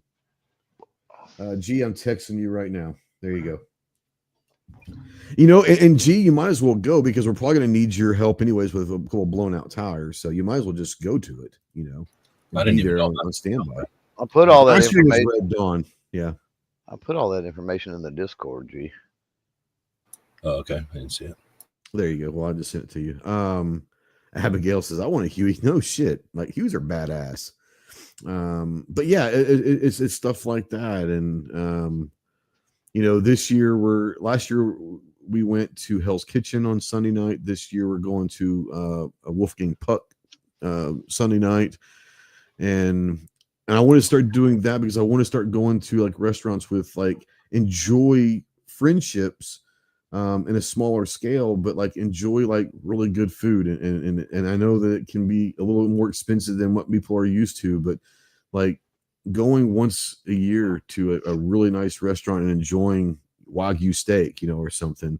I'm glad we're starting to do that. This will be our second year, and we got to find a spot for next year, but I'm really glad we're doing that. Like I said, trying to enjoy SHOT more in all of it is something that I'm looking forward to just seeing.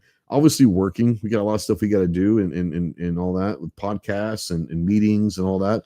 That's given. We're going to do that. But really trying to enjoy. So I know that like OB and Sarge and Snob and Gary and all those, they're going to be out there. Can't wait to see them. I think Mike's going to be out there. I think he said this is his first SHOT show. Chicago Mike will be out there.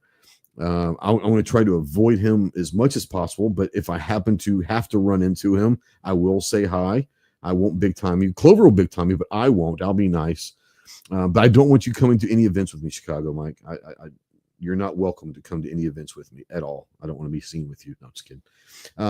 But those are the things. And I think that, you know, people that go for the first year, you know, it's kind of one of those things like, oh man, can you get me into this party? Can you get me into this party? And it sounds bad, right? Or can you get me to this? Can you get me to that? Or I like to go with that. It sounds bad, but no. And the only reason why I say that is not because I don't want you to go. Like it's kind of like a rite of passage sometimes. Sometimes you have to earn your invite to some of these places. And by that, you have to go and meet those people. If you want to go to guns.com's party, then go to guns.com and have conversations with those people or whatever. If you want to go to the Glock party or whatever, you know, you've got to kind of forge your own path when you get there. And that's what we had to do. You know, that first year, we didn't hardly do anything. I'm just fucking with you, Chicago Mike. But no, as far as that, I mean, it's one of those things where that's kind of a rite of passage. That's the way we were. Like Clover and I, like we weren't given anything that first year SHOT. We had to kind of earn our way into some of these things, and which I think is awesome. It makes you want it a little bit more, right? Rather go home and sleep or get drunk alone. Well, let's just be honest, Mandatory Carry. You're never truly alone. When you've got that many people in your head, you're never truly alone. And all that. Real quick, let's talk about maybe prep and all that. From the industry side, Chase, I know we talked about this before, but we have a lot of people that are new to the show every year and all that. I don't think people understand from the industry side what you and I were talking dollars and cents today about SHOT Show, which if you guys knew, it's mind blowing how much companies spend on SHOT Show. Mind blowing. But from the industry side of point of view, like how far in advance do y'all start, like not necessarily getting ready for SHOT, but planning for SHOT? I mean, is it like immediate, or is it like in the summertime? Like when do you guys start booking hotel rooms and thinking about where you're going to stay? And you guys host a lot of different dinners throughout the week with the company. How far in advance is SHOT in your mind? While we're physically at SHOT Show. I mean, isn't that crazy? Like that's insane. I mean, but yeah, you almost have to, because you have to kind of tell them next shot like, while we're there. Yeah. Especially this year, you guys have a new booth. So if you guys are going to be at SHOT and you're used to EAA being a certain place, well, hold your horses. It's going to be a different place, and you guys are getting a bigger booth, but slightly bigger, yeah, and slightly larger bill too. I mean, it wasn't cheap, small or cheap the last couple of years either, but yeah, it's, if people knew how much that stuff really cost, they would blow their minds. It blew my mind. I knew it's a lot, but like when you're talking about how many thousands of dollars just for electricity, how many tens of thousands of dollars for carpet, how much thousands of dollars it is just to move your crates from one location to another. And that's before you start talking about sending the stuff out there, all the guns, all the hotel rooms for the week, the food, the flights. Like, it's hundreds of thousands of dollars, if not millions of dollars, that these companies are spending on SHOT Show every year. It's insane to me. That's what people just don't realize is, I mean, it's a huge investment on the industry side. I mean, it's an investment for everybody who goes. It doesn't matter if it's guys like you or guys that have a store, or if it's, the industry side, whatever. It's huge investments on everybody. But as far as the actual show goes, it is a mass expenditure on our end. So, we try to make it worthwhile, obviously, but it's not getting cheaper, that's for sure. And that's why you see some guys who would like it to move around again like it used to try to get some of the Vegas costs back in line. A little bit. Yeah. Well, and you're talking about this is like if it was in a different place. Like, is Vegas more expensive?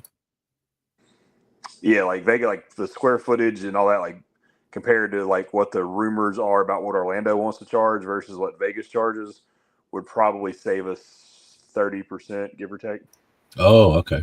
I figured the That's hotel substantial. room, think about the the cost of the place itself. Yeah, that makes a big difference. Yeah, because you're paying Vegas rates on this convention center, plus you're paying the, Vegas union workers to put everything together and have certain work they have to do and all that, and it is substantial. Plus, just lodging is expensive anywhere. Lodging, it doesn't matter where you're at. In any decent sized city, lodging is crazy expensive. Yeah. Wes wants to know, do other places have unions? Yes. But I want to say this. If people don't think that the mob is still involved in somehow, some way in Vegas, okay. Oh, dude. Most of those shows, so he knows, most of those shows have unions there, and certain venues, certain places have the same unions that travel from town to town to set up the different shows. There you go. But that's crazy to think about it. Vegas is still mob rules for sure. Yeah, for sure. Yeah. It's crazy. The fact that you guys are already kind of planning for next year's SHOT next week is insane. This is going to be open to the room. I'm not going to go by person. Just let's have an open conversation. We're all friends in this room, and just don't talk over everybody. Let's have a good time. Which means, Clover, you're getting ready to take over the show apparently. So no, just joking. Let's just talk about our prep. I know I do want to start with Ginger because he's wearing two different hats. So how far out in advance does GOA start prepping for SHOT? This would be your first. This would be your second. You weren't there. Were you there last year with GOA? Mm-hmm. Yeah. Okay. You had just started though, didn't you? Yeah, I just started. Yeah. So we start prep just like Chase said, it's the week of, because we're going in and picking our booth, and just so we went from a 20 by 30 to a 20 by 50 this year. This year in the basement, and I'm not gonna let Chase say his number, but I'm glad to share my number, because going from like planning goals to shot show, I know the difference. This is what I'm saying is I'm not going to ask Chase to do anything he doesn't want to do, because I know his number and it's insane. But yeah, I think people would be interested. They don't have a clue how much this shit costs for these companies. In the basement, just for the square footage, it was $42,000. Just for the that's not including carpet. That's not including electricity. That's not including anything else. That's just for the real estate. And how many corners is that? Level? Yeah, are they still charging by corners now? Yeah, $1,000 a corner. Yeah, $1,000 per corner, folks. Yeah, that's two corners, because we're an end cap booth. So it's $42,000 to be in the dungeon. That's crazy.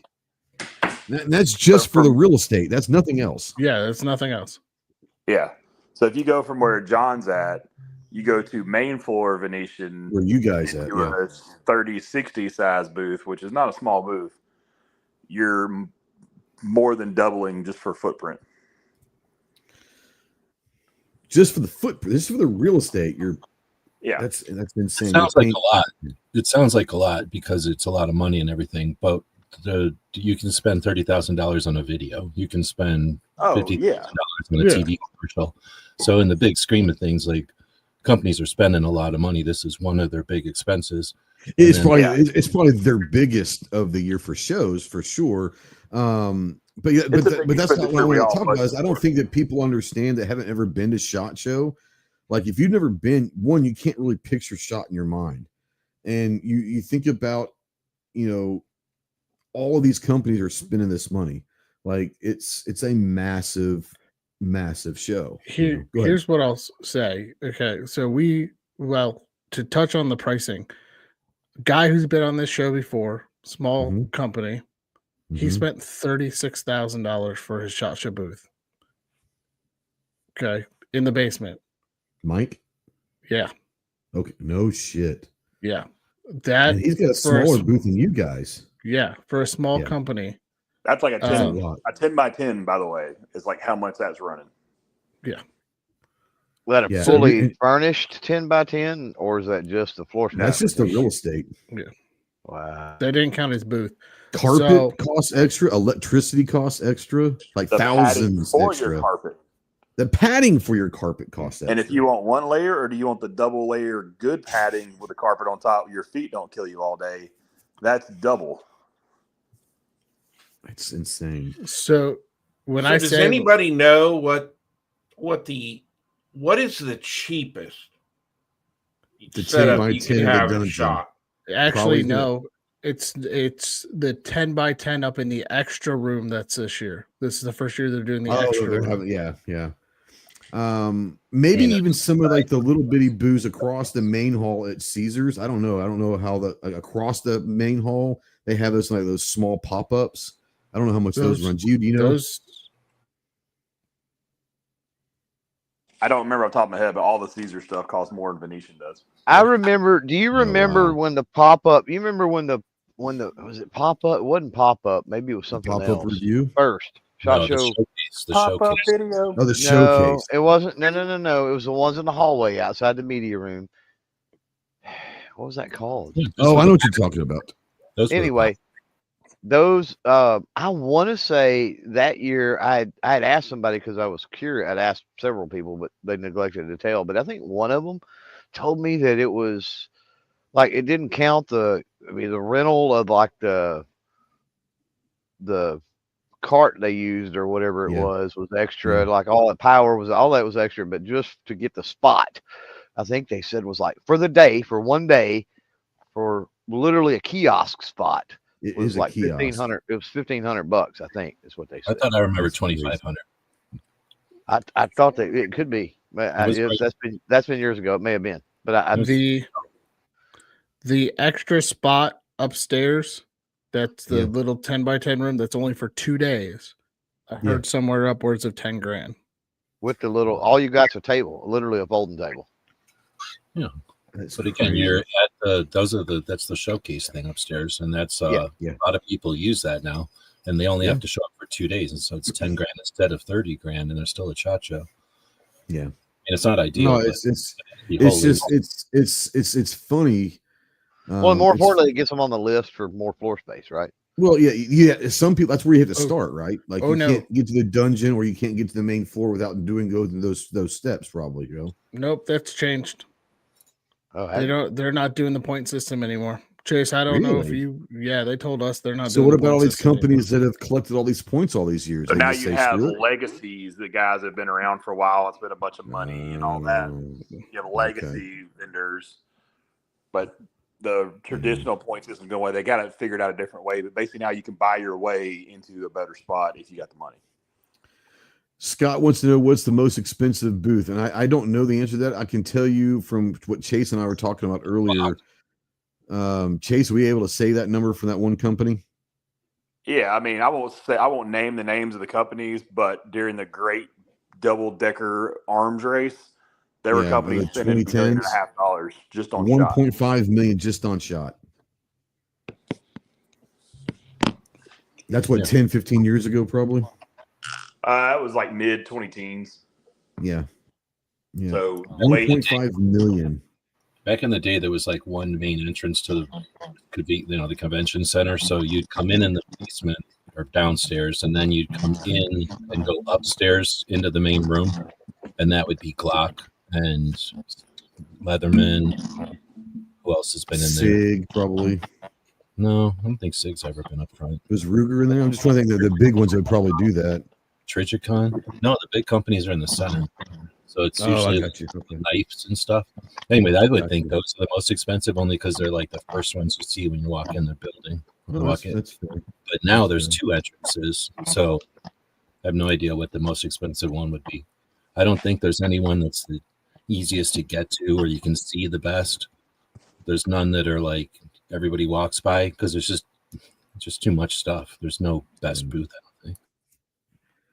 I've heard this, and I don't know this to be true, but I've heard, we'll have to wait and see. I've heard from multiple sources that Glock has spent over $1 million on their new booth for SHOT this year. I believe it. Yeah, they do that every year, though. But they're actually going a whole new design, like a different design they've ever had. Like, I mean, it's unbelievable. Not on the booth, on the construction of the new booth layout. $1 million. That's insane to me. Well, it's not that.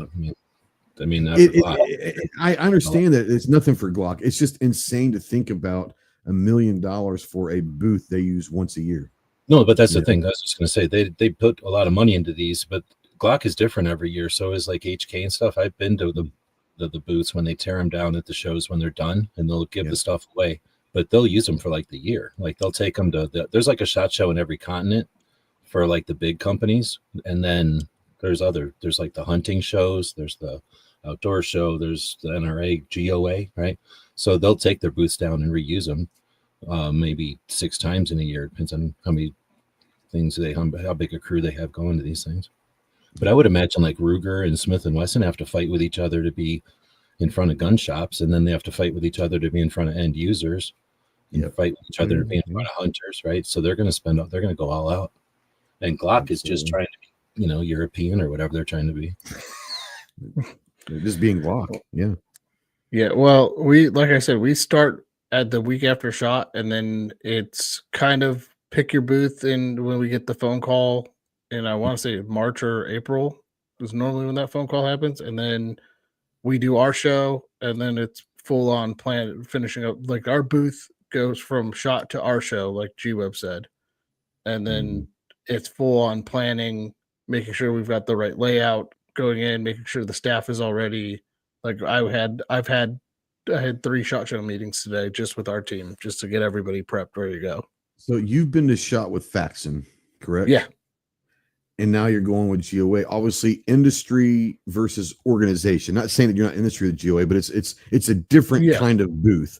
Which is harder in your mind getting ready for it, being with an industry company or an organization? So it was 2 different in my mind. It's harder with GOA. And the reason why is so with Faxon, I knew. So Kurt would get the booth set up. We'd go set it up in the warehouse at some point, tear it down, like put it together, and then we'd have our meetings of our talking points. And I was anchored to the booth for the duration of the show. At Faxon, because I was to walk around or do anything. Yeah, I had like an hour. You were low man on the totem pole. I mean, let's just be honest.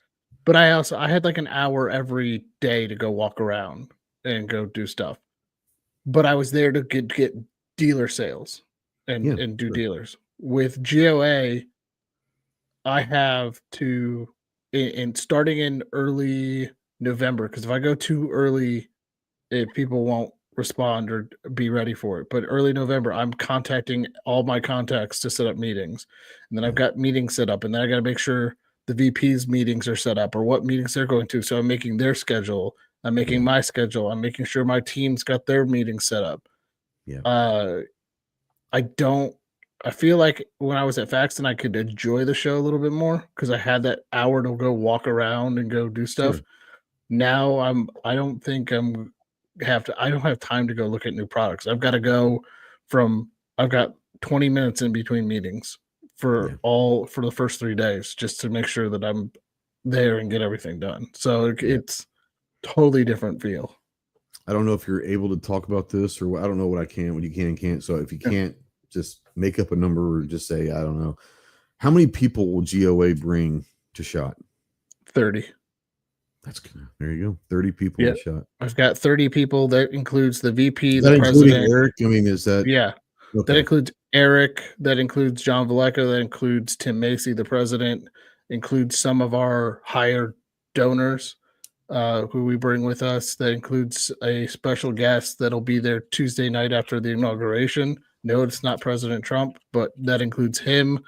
That includes our comms director, our contractors. Like, there's a lot of people that come to SHOT with us. Yeah, because there's we have contractors that just go to get media hits for Eric. That's their whole job at SHOT. Okay. So yeah, if you have big donors on there, I've donated almost $25 to GOA. Do I? It's like in the email, or do they get sent to me and I could go? Did you do that over time, G-Webs, or you golden finance if you had to pay it up front, not finance that $25. If you would have paid it in one lump sum, you would have gotten that email. So. I can't say any names. If I could, G-Webs is sending $25 in pennies. Said, "Here you go, GOA. I emptied out the van today." They said, No, these include some of the guys. You probably saw them walking around goals. The big guy Bubba. But yeah, it includes a bunch of people. I did not see Bubba at goals. I'm just kidding. I will never admit that I saw Bubba at goals. Okay. I mean, we were supposed to, but somebody told us the wrong dinner time. That's true too. And by the way, who starts a fucking dinner at 4:00? We are not the Golden Girls. It wasn't me. Don't blame me. I know who was. Where are you guys? What do you mean, where are we? The dinner started. What the hell are you talking about? Yeah. I'm fixing it for this year, okay? But that's the other thing I'm doing. I gotta go get people for goals. I gotta go get people for some other new projects we're working on. So it's totally different. Busy. But yeah. And then from the channel perspective, I'm gonna bring you a bell to ring as you walk around. Just around your necks. We know where you are this time. Or a bell and a bucket. One of those flags that you can tie on to his belt and just sticks up 20 feet in the air. Oh, there's John. And from a channel side, but for guns. John, no one gives a shit about your channel. I'm just gonna. I'm gonna tell you what everybody else doesn't want to tell you. No one gives a shit what you're doing. I'm just kidding. Go ahead. Oh, from a channel side, because I'm I'm talking about it. I'm just kidding. Yeah. From a channel side, because I'm so busy. Fuck you.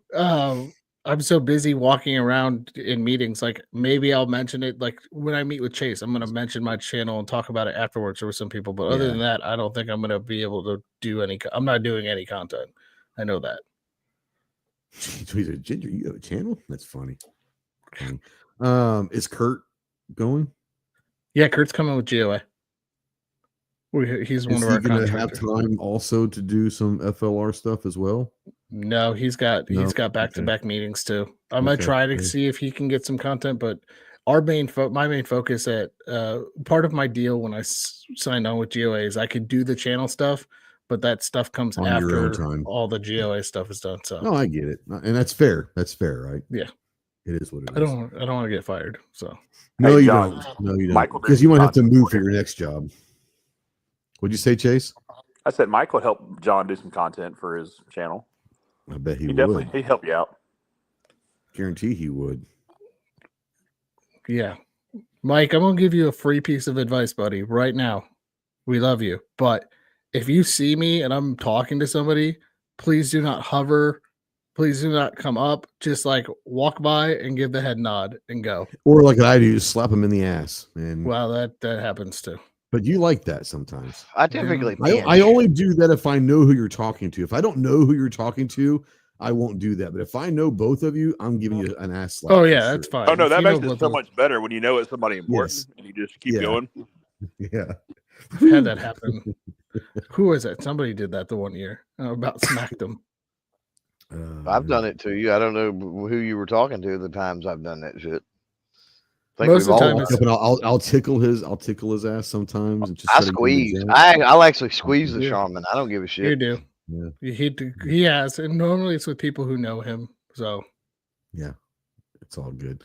Chris, year 1 now versus year 3 of shot. Has your prep time or any of that stuff, like how you attack shot, how has it changed from like year 1 to this year?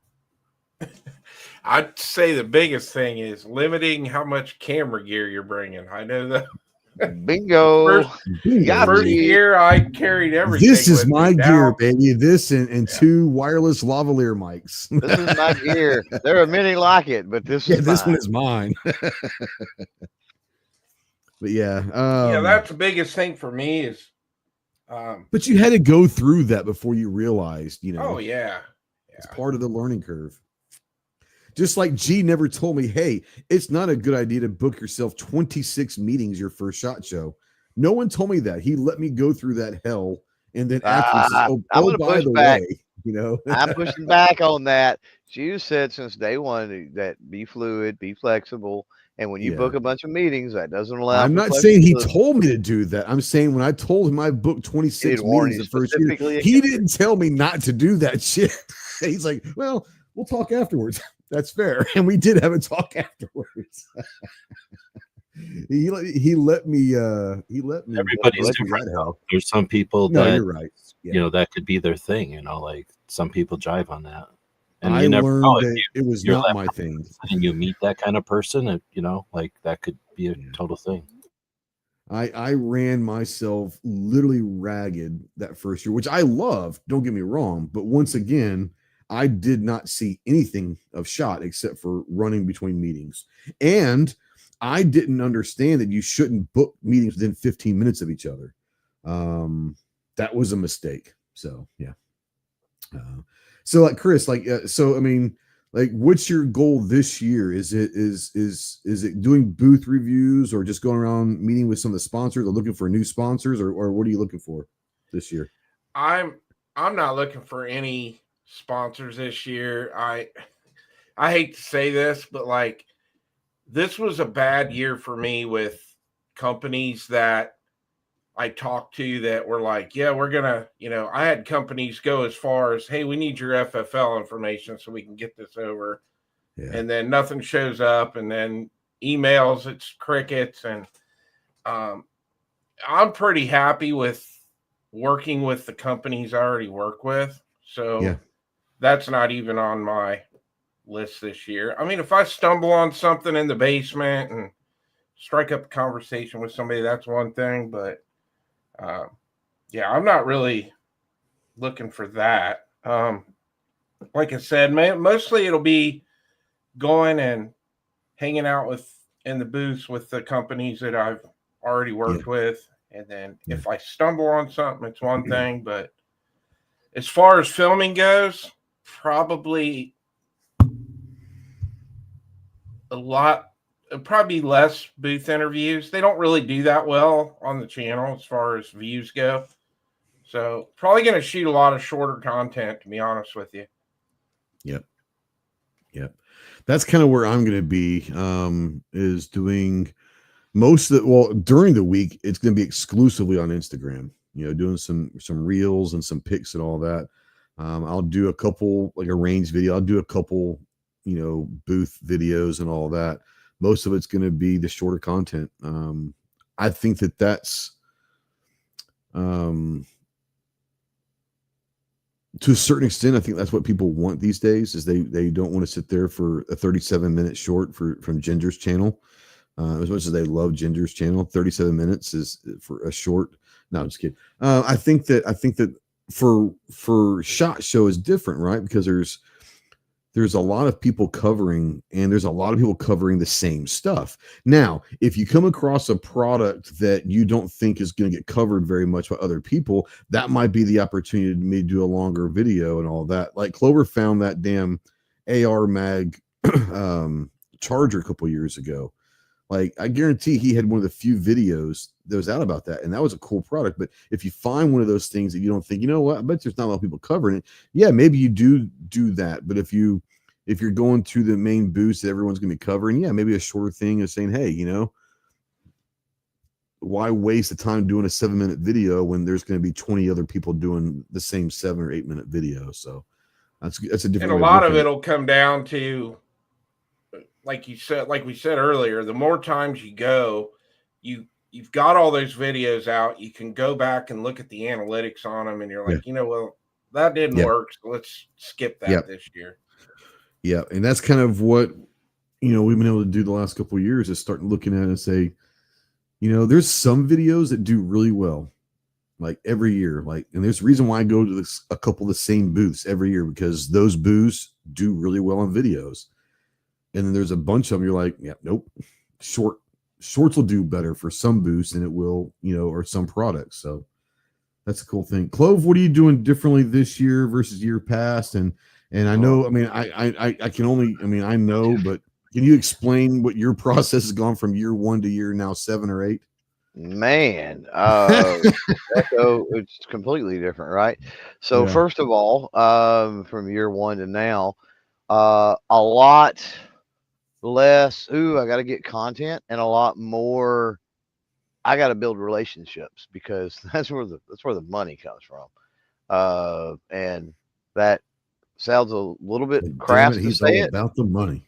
Well, I'm gonna fucking say it. It takes money to do this shit, right? There's no sense. I'm not judging, bro. No. I'm not saying that. I'm not pointing it toward you. Yeah. But it takes money to do this shit. It does. And so many creators dance around that. They go, "Well, I got a job. I do all this myself." Well, fuck you. I'm not gonna do that. There's plenty of money out there in the industry, and I'm providing a value with content and other things. We all are as creators. So leverage that, create relationships with companies, and close those deals, right? And then you don't have to worry about it. Your airfare can be paid for, or your hotel can be paid for, or whatever, right? And it helps out. So that's been a big thing for you and I both, actually. But that's over the last couple of years, especially, been a lot of focus more so on that than the content side of things. The podcast sponsors and all that, it's all part of it, Yeah. So that's Just probably one of the biggest. All the Amazon money you can make inside a casino and hotel in this time. Oh yeah, snap. Probably true. Yeah, but I got G-Webs. I got heavy, stiff competition with that shit, though. I gotta be careful. Don't give away all my secrets here. I can't do that. But to echo, because of a couple of things. Number one, because of it, like Chris said, I'll echo Chris's thing with really downsizing on gear. But not, part of that is because I don't do as much content from the show, right? Yeah, sure. But the other reason is, over the years, it's a pain in the dick to carry all this stuff around. So I've downsized the bag I carry. I carry a smaller bag now that doesn't have enough straight up room. fanny pack. Like I did last year. I'm not even doing backpack. It don't have enough room. It has enough room. I can literally cram what I need into that bag, and there's no room to add shit. I've got enough room for about 4 or 5 patches that I can always go refill. A pack of cigarettes, a lighter, and my my Well, my wireless lav mics will fit in and that I've thing. always It comes in my got pocket. That's all I use now. yeah, I've always got cargo pockets and other pockets and possibly jacket pockets, right? That I could put stuff into if I needed to. But yeah, downsize to smaller bag because of that. Go really light on the gear. Yeah. Because sometimes you will, you run into situations where, you may want to do a quick booth thing or something like Right. that. Yeah. Thankfully we got, great folks like Chase and Mhm. we can drop our tripod. You don't want to be toting that around the show. We can Bro, drop that off. we always say thank you to Chase, but Chase does know, but I don't think he truly knows like how important that is to some of us to have Oh, having like the the drop point's HQ, amazing. having a drop point and HQ to like, hey, if we ever want to meet up, whatever, hey, we know where we're meeting up and we know where. I mean, that is a huge, huge deal for us. So thank Yeah, it's you our for allowing us camp. to do that. Yeah. Yep, that's our base camp for sure. Yep. Or one. Typhoon That's James out there says that's I our always base try to camp buy on my the. gear. Yeah, using the gun tubers links I follow. I know it helps out. And that's a cool. I mean, thank you for Awesome. everyone. I'm Yeah. saying thank you for everyone that you use. There's a lot of people that do that, and you might think that well, my little $17 sale on Amazon doesn't mean anything. When you get a bunch of $17 sales, it starts adding up to real money, and it does help. It truly does help. So thank you for all of that. Yeah. Go ahead. I'm sorry, Glover. Go ahead. Didn't mean to interrupt you. Yeah. Oh, I was just talking about Chase and the EAA booth, and that's the base camp for like the main hall. But then We've shout got out we've to got we've got Bursa shout and outs to Seekers Bursa where we and drop, and then Yeah. Plus, y'all know where the snacks are hiding too. So we do know where the snacks are hiding. And there are occasional days there might be some Chick-fil-A that shows up. There may be. NRA one time. Yeah, I know where the snacks are hiding at a lot of different booths, Yes, which is that's one of my first things I do But is that's I one of the find out where the gummy bears are. I do well, find and out where they are. that gets back to what I said about more so than just walking in. Hey, how are you? I want to shoot a booth video. Shooting a booth video, walking in, introducing yourself, spending a little time. Building a relationship. If it's a company you like, I'm going to say I'm not going to say like relationship anymore. Building friendships. It's past relationships. I think that's true. I mean, there's levels, right? A friendship is a relationship. So, that's but true it all starts at a base level. Yeah. But part of that is with establishing some type of relationship is when you do that. A lot of times they'll tell you about their snacks and their shit, and you're like, "Oh snap," or they'll say, "Hey, if you've got stuff, drop it in that little room over there, or drop it underneath this table, or whatever." And it's really awesome. Scott says, "What brand of gummy bears?" There's only one. It's Haribo. Let's just be honest. Now I'll eat any and all. I'm a Clover knows I'm a gummy bear freak. Gummy bears, Skittles. I'm a big gummy bear and Skittles guy. But gummy bears, like I'll eat whatever. But if I'm buying something, it's Haribo. So that's all. That's why there's always a giant bag of Haribo like in the back of my booth because we know what's up. We know what's up.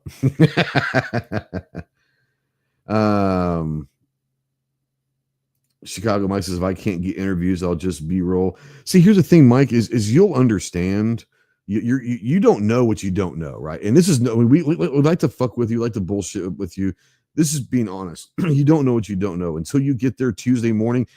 Like G knows, Clover knows, like we have seen some of our friends and family, like we've seen the Tuesday at 10:30 literally curled up in the fetal position because they're overwhelmed, right?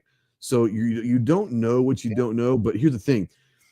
You says, if I can't get an interview, I'll just B-roll. So the B-roll is just as good as anything else. You can get a bunch of B-roll from a lot of different booths, throw some music on top of it or whatever, and that's a great video. Day one, don't get just a walk day, a day one, a day two. So don't be discouraged if you can't get interviews from everyone. It is what it is. Well, utilize that B-roll, and if they see you shooting B-roll, someone might go up to you and say, "Oh, what are you doing?" "Oh, I'm just taking some B-roll." "Oh, well, do you want an interview?" Like seriously, it's happened. It happens all the time. So just be ready for anything. Like G has been saying, and what he's told us, the best advice that I've ever had was from G Web. Says, "Be fluid, be ready to let anything happen, and when it happens, just go with it. It is what it is." It seems to me like, and that the more you and it may have to maybe it's I don't know there's I'm sure there well I know there's exceptions to this, right? Yeah. But it seems to me like the longer you go to shot, the more serious you get about the content creation and the doing things. It almost seems like the less you actually film and stuff at shot. You know what I mean? You kind of move into other things. And I'm just kind of spitballing some of my thoughts over the years. Yeah. And I wrestled with this because, I love what we do because I love the community. I love the industry. I'm here to, my goal is to bridge that gap. Kumbaya, my Lord, Yeah, exactly. kumbaya. Is to Give you bridge some that background gap music. between the people that can't go to shot or can't go to these shows in the industry, right? To be able to showcase the products and get that out and get it in front of people. But then I got to take a step back sometimes and realize that we've got folks like Chicago Mike. We got other folks that are going for the first time. And what are those folks are going to bang out booth reviews like it's nobody's fucking business for the first couple of years. Cause that's just what it seems like is the norm. Right. So the industry, that's what you do. The industry without it offsets. Well, the first year guys are one of two people, and the first year guys are falling into one of two categories. They are 25 booth reviews and all that, or they don't do anything except for walk around taking selfies. Don't be that guy. That's true, but I don't know that those people hang around or. That's true. I was just joking. Yeah. I don't. I will say this. I'll say this real quick, Mike. Is I'll forget about it, Clover. So I'm not trying to cut you off. I'm gonna let you come back, but I will forget. I'm not very smart. You're fine. Like legitimately, Mike. I would say this. This is just one of those things where I'll kind of piggyback onto what Clove was saying. Is your first year. Depending on what your goals are, right? Like what you're going there for and all that. And a lot of it might just be kind of say hi to everybody and all that. I will say this from personal experience, work your ass off, meet as many people as you can. And let me put it to you this way. Don't be so worried about meeting people at the big dog booths. So I'm not going to lie to you. They don't give a shit who you are. Straight up. Spend your time down at some of the smaller companies. Go to the dungeon. Go over, spend your time with companies that will truly value having someone looking at their product that say, I've had anyone come by the camera in my booth all week. And they're spending $50,000 or whatever it is. Some of these companies literally, and everyone knows this, it's in this room. Here it is. Some of these companies are literally spending everything that they have to hope that they have a great week at SHOT. There's going to be a lot of companies that you'll see this year that if you go back next year, they won't be back. They probably don't even exist. But just think of it that way. Try to find some companies that might, be willing to want to talk to you a bit more because they need your help. They want your help. Those are the ones that I love finding are those products you go, oh shit, that's pretty cool. I've never heard of you. Well, if they don't have a good week, you'll never hear from them again. Those are the ones that are really the cool ones. Sorry, Clever, go ahead. And by the way, yes, do stop by EA. Don't wait for Chase. Go straight to Paul. He's fantastic. Yeah. He's fantastic. Oh, I was done. I was just saying that you start. I don't know if it's guilt. I don't know the right word, but you start kind of feeling bad because you're like, man, I'm just not getting out the videos, and that's not helping the industry. And but then if you slow down and you back up and you take the 30,000 foot view, you see all the new creators that are coming in. Oh, they've got us covered. Video. Like they're picking up the slack on that. Like there's a cycle. There's a cycle to it almost, I guess, is what I'm getting at. For sure. Can I throw out a piece of advice for Mike real quick? 100%. Mike, when you go up to a booth, most of the time you're going to end up talking to a sales guy. Yeah. Be honest with them. Be like, hey, I'm here to film content. Do you have somebody who can do an interview? Don't pull them away from what their job is because they're there to get sales. So I highly recommend, like, if you get snubbed by somebody, it's because they're probably a sales guy looking to get sales. Don't sit there. And I've had this happen to me as a sales rep. I did a full video with this guy who said he was with a range, who said that he was going to buy some product, and he turned out just to be doing a video. And it pissed me off because I had pricing, because pricing's different, because I gave them the whole dealer tier pricing. Yeah. Go over there, be nice, just say, hey, I'm here to film a booth video. I'm media. Like, don't be afraid to ask who their media and marketing person or social media person. That's who you want to talk to anyways. Yeah. If you want to get anywhere, with a company, you have to talk to the right person. And the right person for us is typically the marketing person. Few exceptions included. You run into CEOs and shit sometimes in the smoking area that you don't fucking realize are CEOs. But other than that, usually it's the media marketing people. Yeah. And these days, most of the companies do have a marketing person or something that was there. They may not be their full-time marketing, but they're there for that show as a marketing liaison or something like that. They'll have someone. Chase, I'll bring you in here. Not just booth sizes and all that, but from your time of the last 5, 6, 7 years of EAA, like how has EAA's approach changed since you've been going to shot with EA? Is it is it much different or is it the same? Especially post apocalypse we had in early 2020s. It's changed because the show we all see it. The show itself has changed. Yeah. It's not it's definitely not as busy as it used to be. It's definitely changed up somewhat.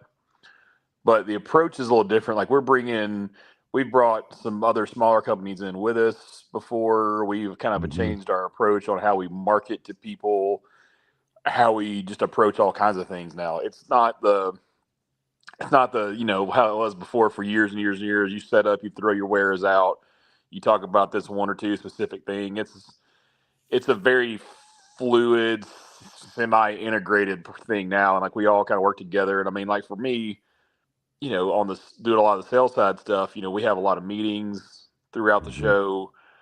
Me and John were talking about the other day. He's seen my schedule. I got literally, other than Friday, my days are pretty well filled up. I still jump out and I'll make time for people and talk to people because I like doing all that.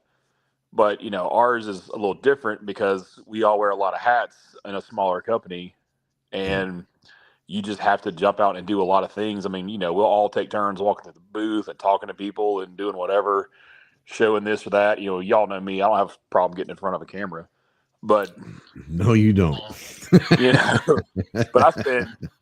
I will spend several hours in that back room, doing meetings, going over stuff, trying to that's just part of having to go to other people's booths because they may not have time to come see you. So you got to go see them and have a meeting sometimes. That's the way it goes. There's times you have to run across the show and go do a meeting or, run across the show and go to another venue. Hey, I'm getting ready to have lunch. Have you eaten yet? Maybe we can spend 10 minutes eating lunch real quick and use it as a meeting also. Cause that's sometimes what you got to do, 100%, and look where our booth is, we, have 3 of our, good customers in very close proximity. So that's helpful because I can, just walk across and, talk to those guys and, just same way we were talking to Mike about how things organically happen.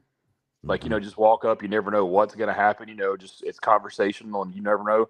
Same thing with us, we may be BSing about whatever and spitballing ideas. Next thing you know, we come up with a special, makeup gun or something like that. Legit, a new gun. Yeah, exactly. I will say this, and we keep throwing stuff out there with Mike. Why? Because we like mansplaining everything to you. We're all love mansplaining, but we also remember when it was our first year, and luckily, like I said, we had G and some other people that really did go bend over backwards to helping us. So we like to do the same thing, and this is legitimate. I like fucking with you, and we act like we don't want you around us. That's true, we don't, but we like fucking with you a little bit. But in all seriousness, like here's the thing you also got to remember is all the advice that you've been getting is all great. I will say this because Clover brought up something that we were down smoking one year and a guy was out there. We had a great conversation. We find out 10 minutes later he's a CEO of a big company. We had no idea. Now he's great friends with both of ours. Not the first time. That's happened. Yeah. And that may have been the first time, but that's not the only time. It's not the only time, but he's turned into a great friend of ours. But I'll say this, the piece of advice is I'm not saying like look at someone's name badge and start Googling because that's not good. What I will say is be mindful of everyone that you meet, you don't know who that could be. Yeah. And you I'll might give be you a great talking example to of that. something, you know. Yeah. I'll give you a really good example of that. And it wasn't at SHOP, but this was at one of the big wholesale shows last year. Several of us, there had been a big dinner that was sponsored at the show. Like, so all these dealers and other, you know, all the vendors, everybody's together. Yeah. A bunch of us are hanging around the bar, cutting up, having a good time, you know, just being ourselves. This is that's how the industry is. You know, we're having a good time, and some of these dealers are starting to walk off. Like, man, that was really fun. It's like, who was that older guy? We were, like, you know, he's that guy right there. Yeah. Where he's like, you know, because we were the younger people, obviously. Not saying this guy's old, but, you know, he's, you know, older. He's in his, you know, early 60s. He's older than us. I'm gonna say, be careful what you say is old, motherfucker. Yeah, but I mean, he's not. But I mean, this guy. These were two of the younger dealers. You know, they were like, you know, younger. Like some of these guys was probably, you know, mid-20s, and one of them's probably early 30s. And, you know, and they're like, yeah, this guy was pretty cool, man. You know, who was that? And I was like, oh, that was Chris. That's the president of Ruger. The and they're president like, of wait, Ruger. what? Yeah. You know, and it's just stuff like that. You never know who you're talking to in some of this stuff. So, you know, And you only get one first impression, you know. Yeah, but I mean, the industry's big, but it's small. But at the same time, you know, not everybody puts on these like airs of I'm super important and I can't talk to anybody, because some of these guys, even some of the big companies, some of their higher ups are actually really personable people. It's just on how you approach it. Interesting story along those lines. So Ghost and I go to the USA shooting breakfast. We're sitting there at the table, and they're talking and stuff, and we're sitting with Gabby, like just chilling with, you know, having breakfast and with we're Gabby. sitting there, they're speaking, and there's a couple other people at the table right with us that we don't know, we don't recognize. Not speaking English, so we're talking to Gabby, and we were talking 4-H with other shit, or at least I was, you know, and whatever, because it was USA Shooting Sports, so we were talking youth competition and other things, and I was talking about, thank God, but I was talking about bacon, you know. Yeah, I was talking about the Oddshoots 59 Model 59s for the club, and Gabby was like, yeah, I've used those, and like, oh man, Oddshoots great stuff. So we get up to leave, and a dude sitting to my left, I'm like, oh sorry, you know, I didn't introduce myself, and he's like, oh, I'm Philippe Oddshoots. I'm like, holy fuck, like legit Oddshoots, like oh shit, we've been like having lunch with you or breakfast with you the whole time, and he hadn't said a damn thing the whole time. I'm like, you know, thank God I didn't trash Oddshoots. Right. No, that's kind of stuff that happens. BB guns. They're horrible. One of the funniest ones was, this was like 2019, 2020. It's really cold, rainy, windy day. Well, I mean, it's okay. So that's just every range day, but you know, we were sitting there, and I was sitting there getting our lunch from the food trucks and all that. Yeah. And there's a guy that's like maybe 10, 15 feet from me, and he's all bundled up. You can't see his face. You can't, you know, he's got everything. It's freaking freezing. And he's like staring at me, and I'm just like, okay. And he's like going to his phone, and I'm like, what's going on here? And he just does that. He just stands there like looking at us for like 10 minutes. I'm like, this is kind of strange. Like, okay, so the guy's waiting for his food, but like, do you have to like look at us the whole? I didn't, you know, it was whatever, you know. And I just thought it was strange. And about that time, like Hank and Lola came over, and like, hey, he goes, hey, why don't you come in here and eat with us? We're going to the big circus tent. If you've been there, you know what the big circus tent is. Let's go to the circus tent and see if we can find a table in here. I was like, okay. So we get our food, and we all go in there, and they sit down at this table. Well, that same guy just is at that table. And I was like, well, I'll just sit next to this guy. Fuck it, you know? And so I'm taking off all my stuff and all that. And I say, hey, how you doing? I'm Trey. And he goes, I'm Pete. And I was like, okay, cool. I take off my stuff, and I look at his badge. It's actual Pete Brownell. Yeah. And like, so you don't know, like, you're having lunch sitting next to a guy that your dog cussing 5 minutes goes, why is this guy eyeballing me? You know, and you realize, hey, I'm Pete. And so for the next 20 minutes, I'm sitting there, and I've been doing this thing for a year. Like, this is like my second range day, you know? And I was like, I'm having lunch with Pete Brownell. That's a pretty big deal. Like, you have no idea who you're going to run into.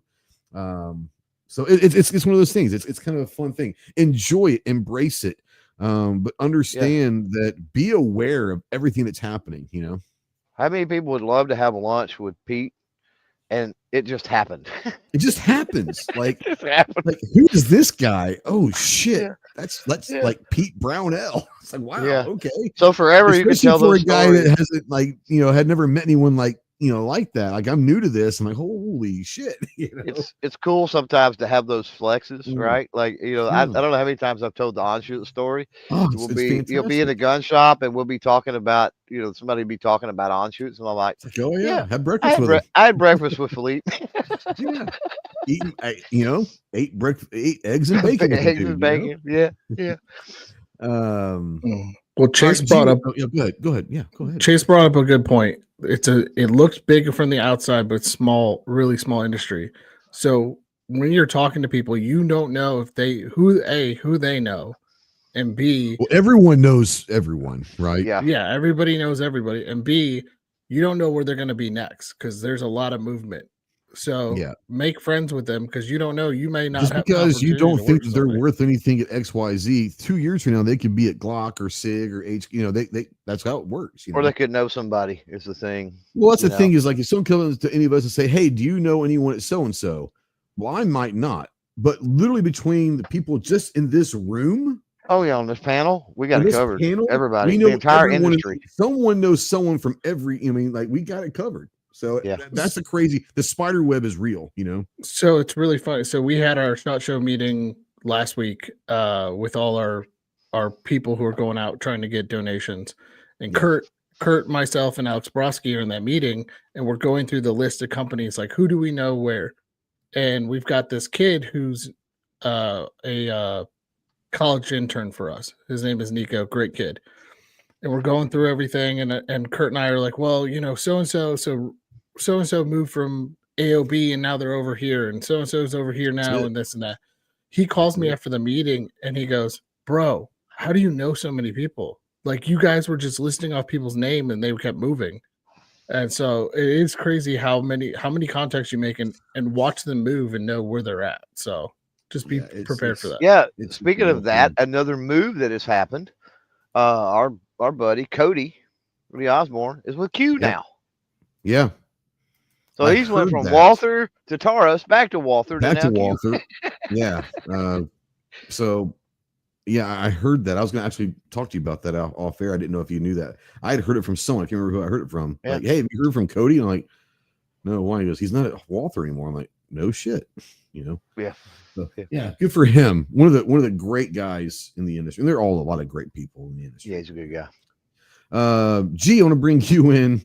I'm not going to ask you how your shit has changed from year 1 to year 20 because that's a podcast all in itself. What I will ask you is this year, I know that you always have some sort of a goal or an agenda every year.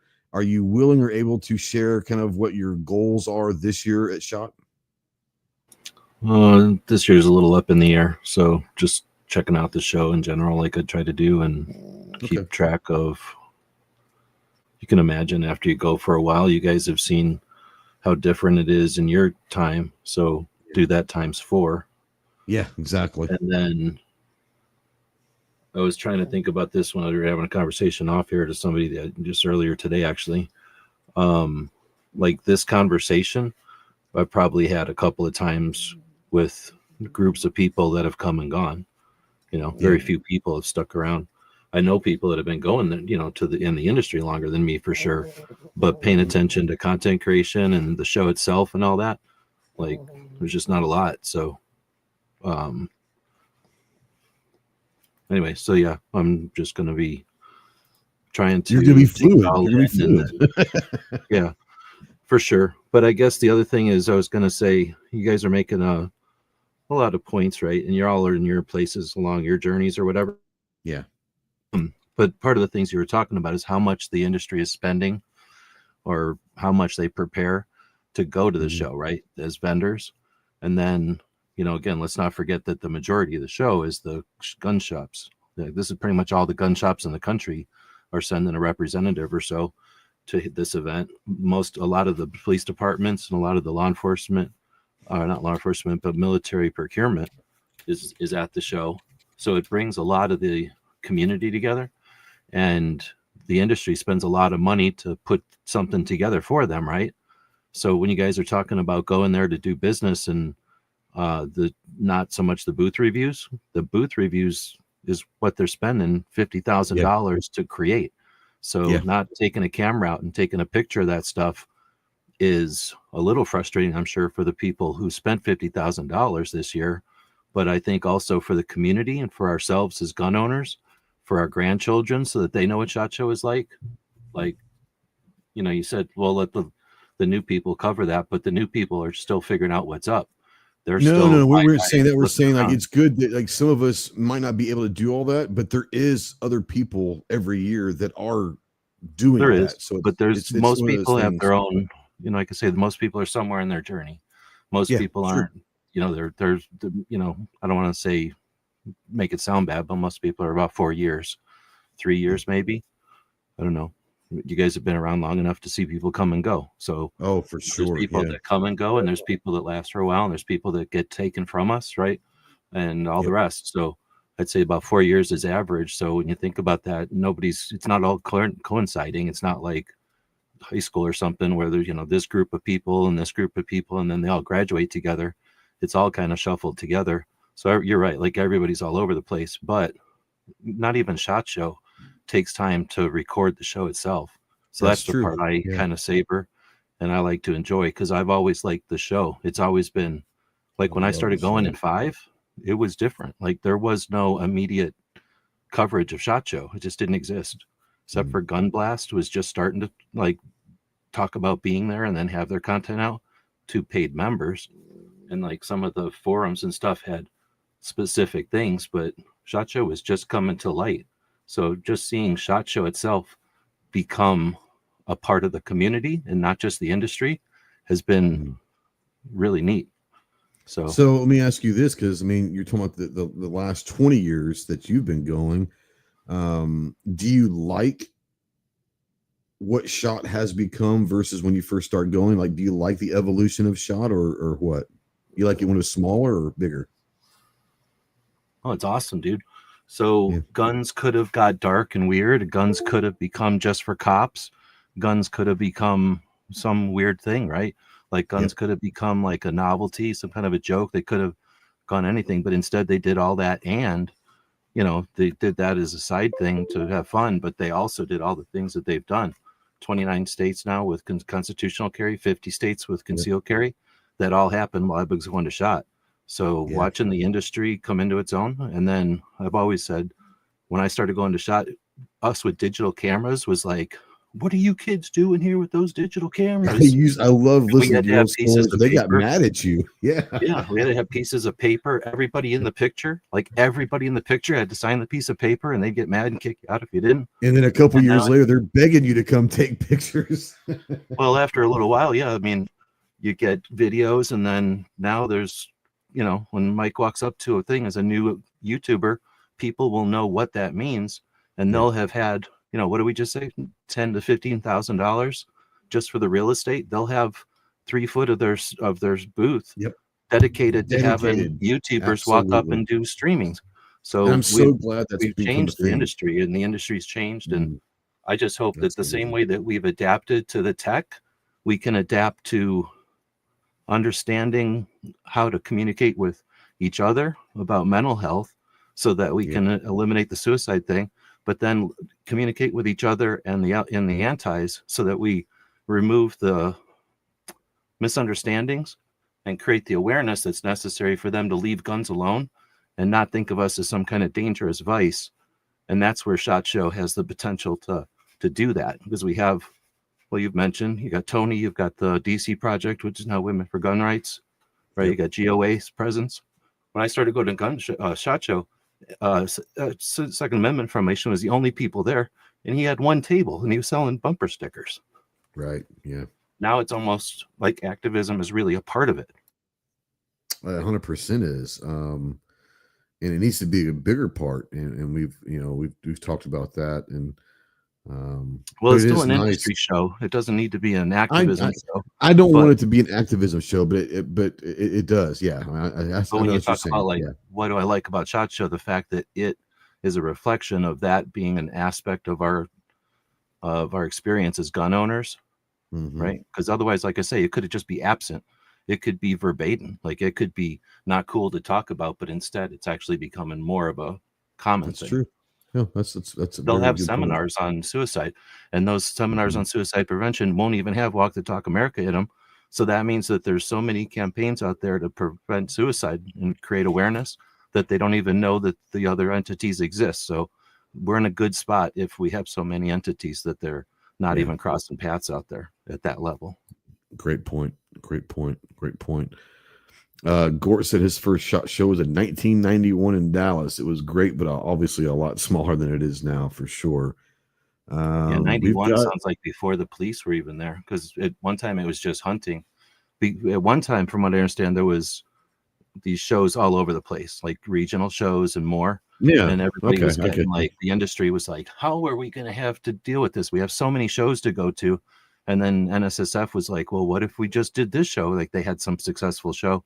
So they were like, what if we just do this show every year? And people were like, no, not another show. But then they started doing it. And before long, this was the biggest show. And everybody was like, okay, good. Now we have one show we can go to. That solves the problem. And then I guess in the 90s, the police came along. And now it was hunting and police. And then a little while later, the military came on. And now we have, what we've got today. And I just want to bring you in from the industry. I have a question, and you may or may not be able to answer this, but I mean, obviously things have changed in the 35 years that EAA has been around, and all that. Does getting the sense from like Keith and Paul that have been doing this for decades, like, do you get the sense that maybe SHOT Show has changed in their mind? They either they like it or they don't like it, or it's worth more or worth less? I mean, what's kind of, for people that have been doing this for decades in the business, what does SHOT mean to them these days? Is this like a necessary evil almost, or what? I mean, it's definitely changed. There's no doubt about that. I mean, like, just like what G was just saying, and like, from when I went years ago early on to, the more modern shows we're doing now, it's definitely totally different than it was, especially being more acceptive of media and other people now. But SHOT's one of those things that, you more or less have to do, with the exception of certain larger companies like SIG's hiatus for a few years. They can, do their own thing, and it's not a big deal. Like the kind of uproar when Vortex left, but they're big enough that they can do their own things and their own range days and hunts and that kind of stuff. But for most of the industry, it's kind of something you have to do. Really, that's how you get out in front of people, and especially getting out in front of media and all that now. And the NRA show is kind of the same thing, and that's what Goals is trying to do as well. Is that's the way to get in front of the consumer. Because SHOT used to, years ago, consumers could buy tickets and get in SHOT a long time ago. Now they don't. Oh, do really? That. Okay, that's interesting. Early on, we're talking like in the 80s. So it's like NRA like now, what it is now. Goals is now, yeah. Yeah, and I mean, dealers obviously get their friends in and that kind of stuff, but that's changed, totally differently as well. Yeah. Cool question that G felt like he needed to answer quickly. But Scott says, okay, a thought. What do you think SHOT will be if the NFA goes away? I'm just going to open this up to the room. Don't step on each other's toes, but have at it. We know that G would be happy to get rid of 9mm finally. We've seen SHOT in 2012 with all the presidential, executive orders. And don't forget, well, before the BS, there was the letter that changed everything, where they said, "Oh yeah, you can shoulder a brace." Yep. Okay. Yeah. And that SHOT was amazing. Everything was like brace. Yep. If they get abolished NFA, like we would all like it to see happen, the amount of suppressor and SBR stuff literally everywhere would be insane, which I'm here for. I'm not gonna lie. Well, and I think that you would you guys think that you would start seeing, I'm not saying budget because it would never be budget, but of more affordable versions of like belt feds or something like that, like who wouldn't want a budget 240 Bravo? You know what I'm saying? Yeah. Like, well, the thing is, like, even government cost on some of the heavier platforms, like a 240, still isn't cheap. So they're not going to be relatively cheap. Is it going to be these $200,000 plus because there's only a handful of them on the registry 240 thing? No, But are they It still going might to be 50,000. You know, Are they still going to be 15 or 20 grand? Yes. Is that more attainable? Sure. But for the average Joe, can you spend a few grand on an MP5? Can you spend normal AR money on a Select Fire AR? Absolutely, you can, and that's that would absolutely drive sales for a while. So no NFA. I disagree to some extent. I agree. I think that. I agree that a saw is a real machine, right? But a Sten, it costs $9 in World War II to make out of bike factories. You'll see, somebody pushing out Stens and Mac 10s, which will be amazing. That would be awesome. But I don't think any prices will go down. I think what'll happen is once there's we're talking about NFA, like casually, we're including machine guns.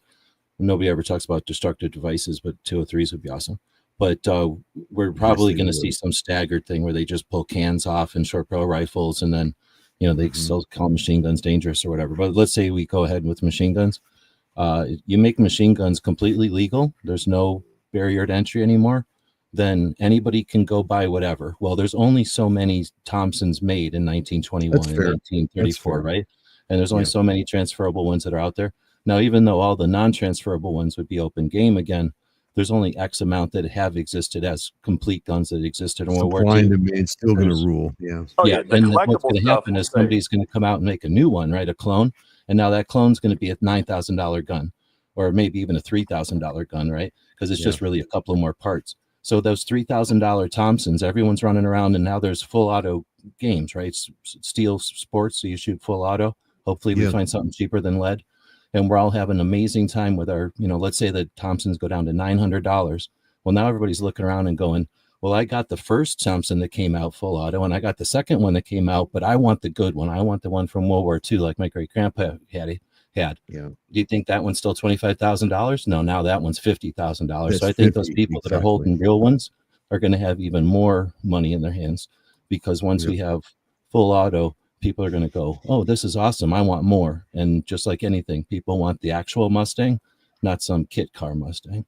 That's a very, very valid point. There's going to be a market for everybody, probably. Now, suppressors aren't going to have to be made to be your one and only suppressor for your lifetime.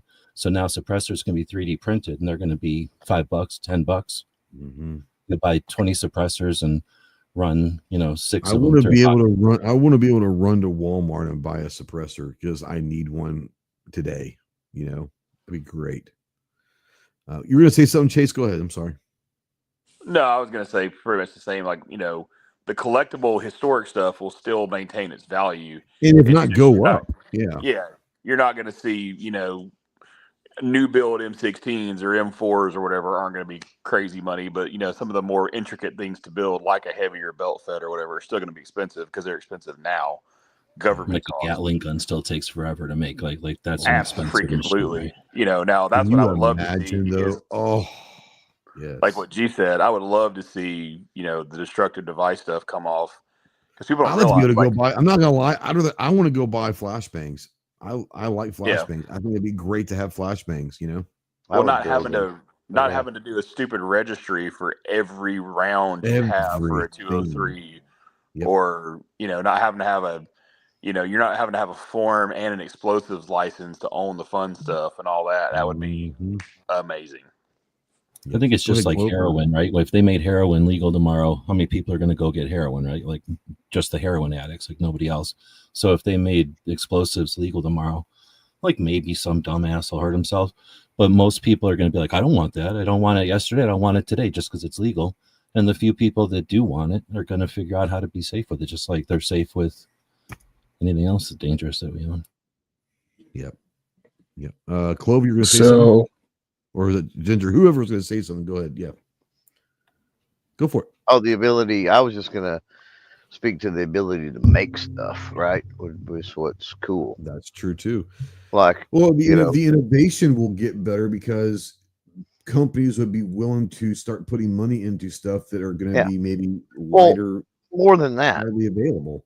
More than that, right? And I think we may have talked about this on a Ghost and Clover, or maybe we did, talked about it on here. But here's the thing: if there was no NFA and I could build whatever the fuck I wanted to build and play around with in my garage, right?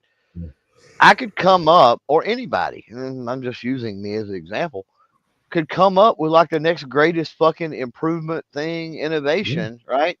And I don't have to manufacture that. I could sell that fucking idea to somebody else that, major company to start doing it, like think of the innovation that could be sparked alone from that.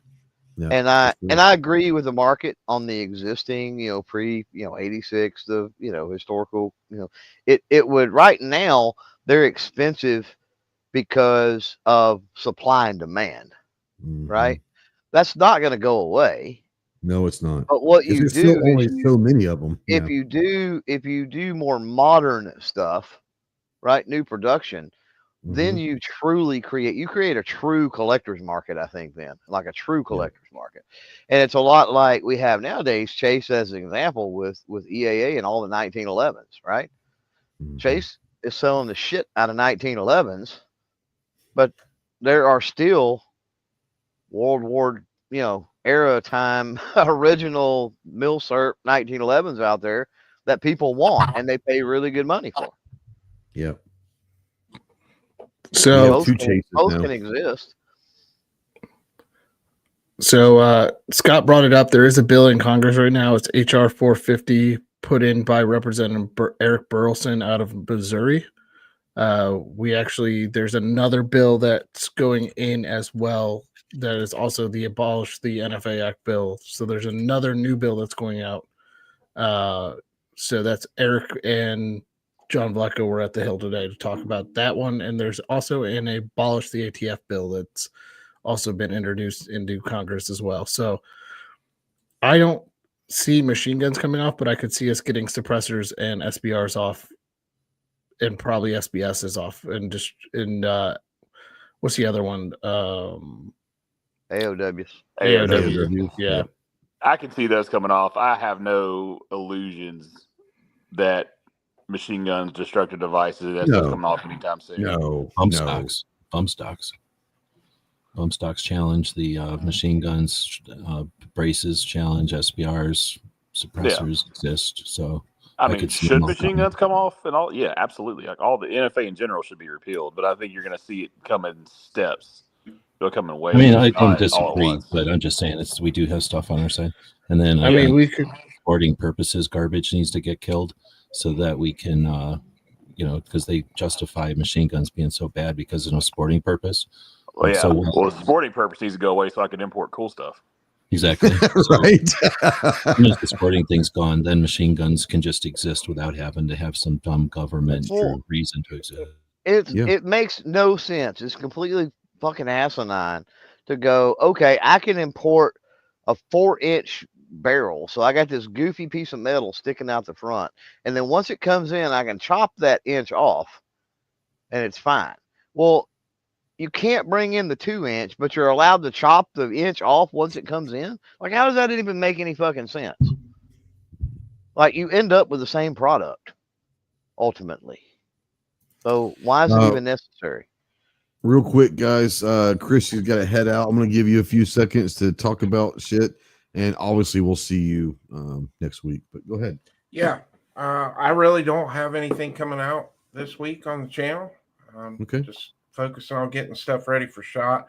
It was a great chat. Just got to get up really early tomorrow. So I understand. But, I didn't realize we'd be going 2.5 hours. I had no idea. No, you guys are good. No, I had a great time with you guys, and I can't wait to see everybody next week. So absolutely. You get you guys in have a great night. Wednesday? Is that when you're getting in, or Tuesday? Yeah, I'll be in Wednesday morning. Okay. All right. Well, make sure you text us when you get in and all that. Make sure you're there safely. Hell yeah. I will. All right, brother. Good night, guys. See you next week. Be safe. Absolutely. See you, Chris. So G brought up something, and I've already talked to Chase about it. So stop by our booth on the thing G brought up, and Chase knows what it is, and there's something in the works. I cannot divulge any more information than that. Does it involve free patches? Okay. Yes, probably. It'll affect Chase. I hear there's cinnamon rolls in the back of your booth. Oh. Let's just say this new lawsuit that won't be filed by SHOT, but will be filed after SHOT, will affect Chase drastically. If it, yeah. Awesome. Yeah, if it goes through. Yeah.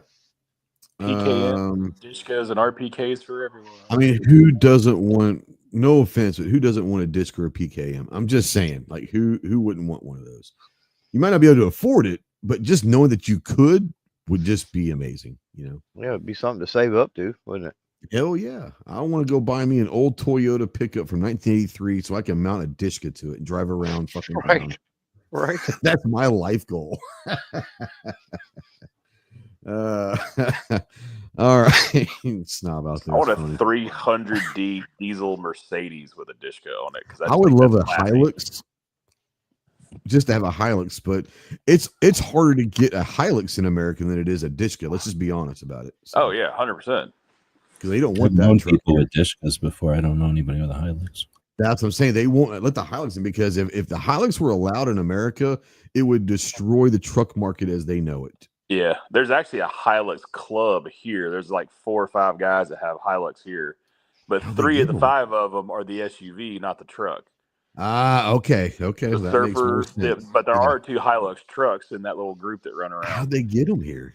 These things are built in the 70s, and so they're beyond the 25-year mark. And they 25 years you can import. Yeah, it's 25 years. Yeah, but they paid crazy money for them for what they are. Man, those Hilux are badass. You want to talk about changing the industry? If that was allowed in the U.S., oh my! Like there would only be Toyota running trucks at that point. Well, yeah, it's just a stupid safety thing. Is all it is. I wonder. I mean, mine just dropped out a minute ago, so I don't know what happened. Oh, his says device isn't connected. So yeah, all right, he'll come back in. Yeah, Puppy bumper cable. There he is. There he is. I got a bad USB. But it's just like old Defenders. You know, it's the same thing. It's all the safety standard crap. Yep. All right, 2.5 hours. Real quick, we're going to run through the room. John, I want to give you a few minutes to talk about GOA, 2A stuff, FLR, whatever. Most importantly, I can't wait to see all you fools in Vegas. I'll be with everyone. I know you're probably going to go to Gundy's Monday night, but I'm still trying to find it. No one so far is able to get a reservation for 20 people. So we might just have to find somewhere that we just take a chance and hope they can get us in on Monday night. But having the national championship game on Monday doesn't help. Let's just be honest. So, I mean, I got a reservation for 31. What's the problem? On Monday? Yeah. Okay. I haven't been able to find anyone that would take a reservation for 20 people. So, is that the day of the Super Bowl? It's the national championship game. College, yeah. I mean, college. I did take over a private room. Okay, well, that's fucking different. Like, yeah, well, and you're also willing to pay. Also the inauguration. Yeah, but I'm not going to pay. We can't pay for a private. Like, that costs a lot of money. I'm trying to let people spend like under $20-$25, you know, to go have a nice dinner. That's so I'm thinking about Guy Fieri's got a place there at Link, and it's like $20. The average is like $20-$25 a person. And I called them. They said we can't, like, we don't do reservations on Monday night. He said, but if you don't mind waiting like half an hour, or, 45 minutes, we can probably get you guys. Like, perfect. That sounds great, So we might be doing that. What were you saying, G? I'm sorry. Isn't that also the inauguration night? There's people that are going to be watching that. Yeah. It's a busy day on the Monday. So, unfortunately, that's the only day that we really have because every other night is just already crazy booked, but it is what it is. We'll figure it out. Ginger, go ahead and speak your piece, homie. Yeah. So GOA, we've got the National Reciprocity Act that we're working on. That bill's number HR 38. We've got HR 450. Wasn't that the bill number? It was several years ago, wasn't it? Was it HR 38? I think it was HR 38. So yeah. I want to say it was. Anyways, go ahead. Yeah, this is a redraft. I believe it's a redraft and reintroduction of the bill. So we've got that. Stop by the booth. If you're going to SHOT, go say hi to Eric Pratt. He'll be there. Rob Olson, our lead attorney, will be there. We will have a surprise guest coming in Tuesday night, so he'll probably be there Wednesday. You're not going to want to miss him. Is he going to be at the booth or? Yeah, he'll be at the booth. Okay. He'll probably walk around too, but he'll be at the booth. I'm sure. Yeah. Is it Trump? No, it is not Trump. None of the Trumps. It's Barron Trump. You know what? I wouldn't mind meeting that kid. That kid's like 7 feet tall now. It's crazy. With his suitcase. So we've got that. We've got a meet and greet Wednesday at 10 a.m. with Ghost and Clover. So if you want to go see them, Tony What day is Simon that? Wednesday. Yeah, I was going to ask that because I don't have it on my calendar. When you said I something do earlier, have I'm it. like, I have oh, something on my shit, I calendar, don't but have I that. also have something on Tuesday. I can't remember if it was GOA or another one. hang on, So calendar. Tuesday's gonna be wild and crazy for me, but so I'm glad that it was on Wednesday. So Yeah, when was it? Tuesday. Dude, It's what's wrong Wednesday. with you having them in your booth? Like, what are you? Wednesday Wednesday at 10 a.m. Ah, damn it. I got double booked. All right, I'll have to pick something. So I've got also Yehuda's going to be there at 11 on Tuesday. Tony Simon's at 1. Tundra Tyler's going to be there at 2. John Crump's at 1 on Wednesday. We've got Richard Vasquez, great lawyer, talking about 2A stuff. He's at 11 on Wednesday and Thursday. PSR is going to be there at 1 on Thursday. And then Eric Pratt and Stephen Williford are going to be signing books every other day. So when is the big NRA GOA boxing match happening? I want to see that. When's that happening? Cannot confirm. Okay, all right. We're going to host that Wednesday at the EA booth about. Okay. O'clock. Fantastic. Yeah. Yes. Yes. I And got then, Ring Girl and everything. And then there's going to be some exciting announcements from GOA at SHOT as well. Also, for media people, the Goals Media thing has officially opened. We haven't announced it yet, but it is open. You can go apply for media badges at goals.gunowners.org. And for FLR, we've got a video dropping at midnight Central Time tonight. So, new video of a new product being launched tomorrow. It'll be out midnight Central Time, 11 Mountain. Whoop whoop. What's the patch situation at the shots for this year? Oh, we're gonna have some awesome patches. We're gonna bring back our bump stock patch. We're going to bring back our tax stamp patch, and we're bringing out a blue and white or blue and yellow Save the Pup patch. So ATF colors Save the Pup patch will be out. And then G-Webs, there is a SHOT Show patch meetup Wednesday, I believe at 5:30. I can give you the details when I see you. Oh yeah, right on. So cool. That's it for me. Go ahead. Right Thank on. you all. Yeah, of course. Chase, anything? Nope. Anything that you're able to? No. Okay. So be on the lookout. I mean, there's already some awesome shit that y'all have dropped, but there's a few surprises. So be on the lookout. There'll be some videos and pictures coming, I'm sure. There's 8 new models, 9 new models if you count the new gold Brett 9, 10, 11. 9 to 11 new models will be in the booth. That's awesome. Plus a few surprises. They'll be a little different. See what you think. You know, apparently I'm having a podcast in my booth or something a few days this week. We're getting ready to talk about that. So Tuesday, Wednesday, and Thursday, if you didn't hear on the Ghost and Clover show Sunday, Tuesday, Wednesday, and Thursday at 2:30 local time, which would be 2:30 Vegas time, 4:30 Central, 5:30 Eastern. Tuesday, Wednesday, and Thursday, Ghost and Clover live from the EAA booth. And we'll have some cool guests and all that. And fuck it, we'll do it live. Fuck it, we'll do it live. Fuck it, we'll do it live. Very low key. It's gonna be raw. We're gonna raw dog it. We're gonna. Whoa. Okay. Whoa. I got real fast. That got man. Wow. That escalated quickly. Wow. It went straight to raw dog. Jerry. Meet Steve. Who's going to be Steve? Paul? We make Paul Steve. Steve. Make Paul be Steve. Oh, absolutely. Yes. 100%. I don't know if you get Snob's around when it happens. Snob would that's like a wet dream for him. He'd be all about it. Oh yeah. Oh, you know they're all going to be there. Doing weird shit in the background or whatever. Oh, you know it. We'll be throwing stuff at us in the booth, probably. Like heckling from the bleachers and shit. We've got several things going on in our booth this time around though, so I'm not sure. So, well, apparently we've got some media stuff happening. I didn't even, we were still finding out about some things going down. So, really? We'll keep it entertaining all week. That's we're known for that stuff. You are. It is Please the tell me that 35th you're bringing back. anniversary. Oh yeah, that's right. That's right. So, we're not doing a ton of them, but there's a limited edition patch from us this year that, Ghost may have 35. helped design on that one. Looks pretty slick. Oh yeah, looks pretty So one slick. of those, you got to get there early.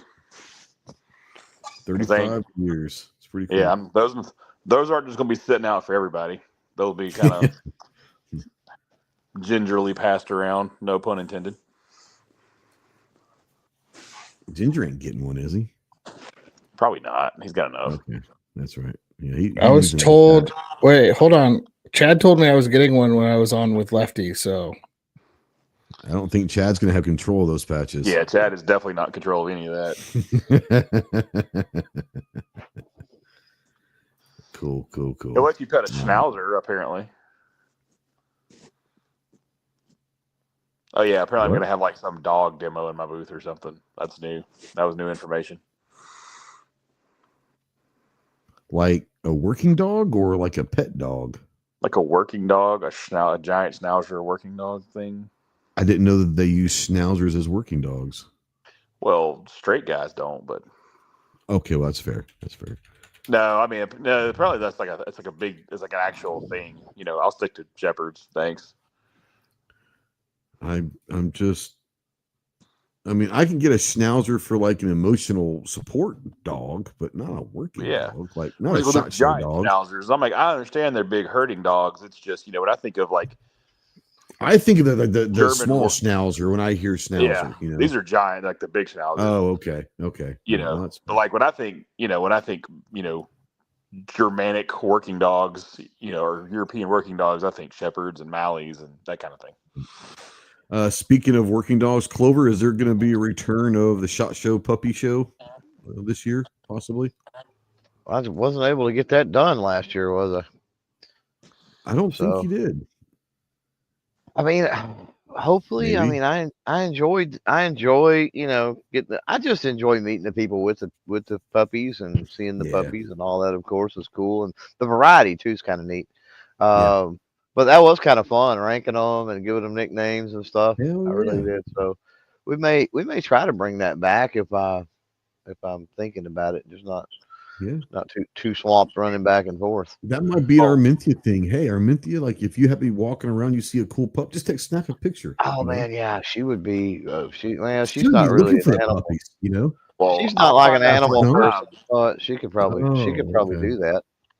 Yeah, I'll find out what time our dog thing's supposed to be. I'll let you know. That'd be awesome. Yeah, you come hang out with a giant schnauzer. Yeah, G, are you bringing the pups with you this year?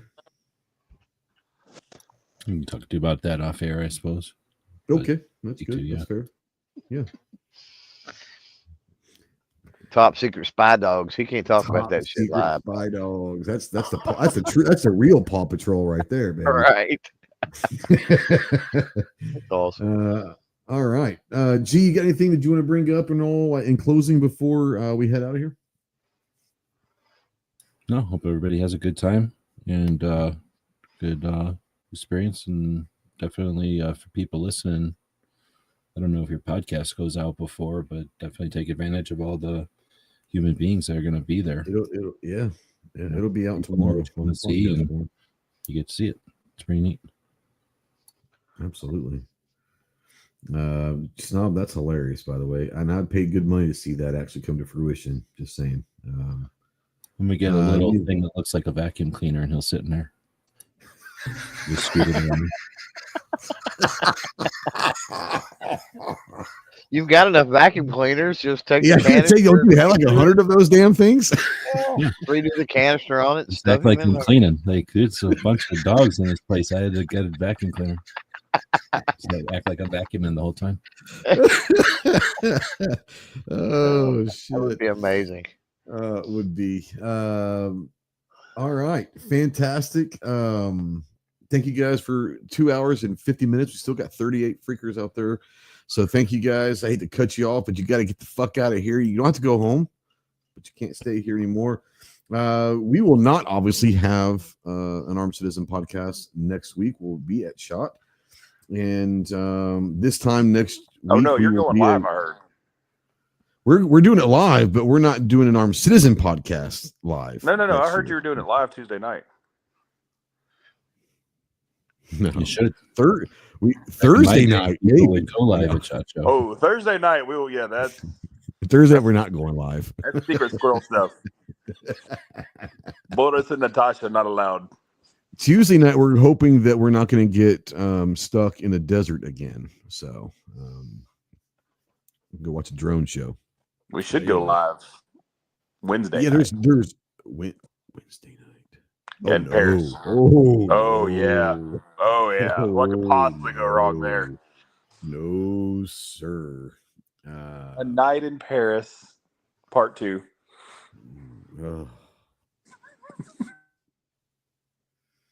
My liver already hurts, homie. Wednesday's going to be a rough day, rough night. Anyways, thank you guys for watching. We'll be on the lookout. If you're going to be following our stuff, our coverage throughout the week of SHOT is going to be primarily, almost exclusively on Instagram. Make sure you're there. It goes Tactical 2.0 over on Instagram.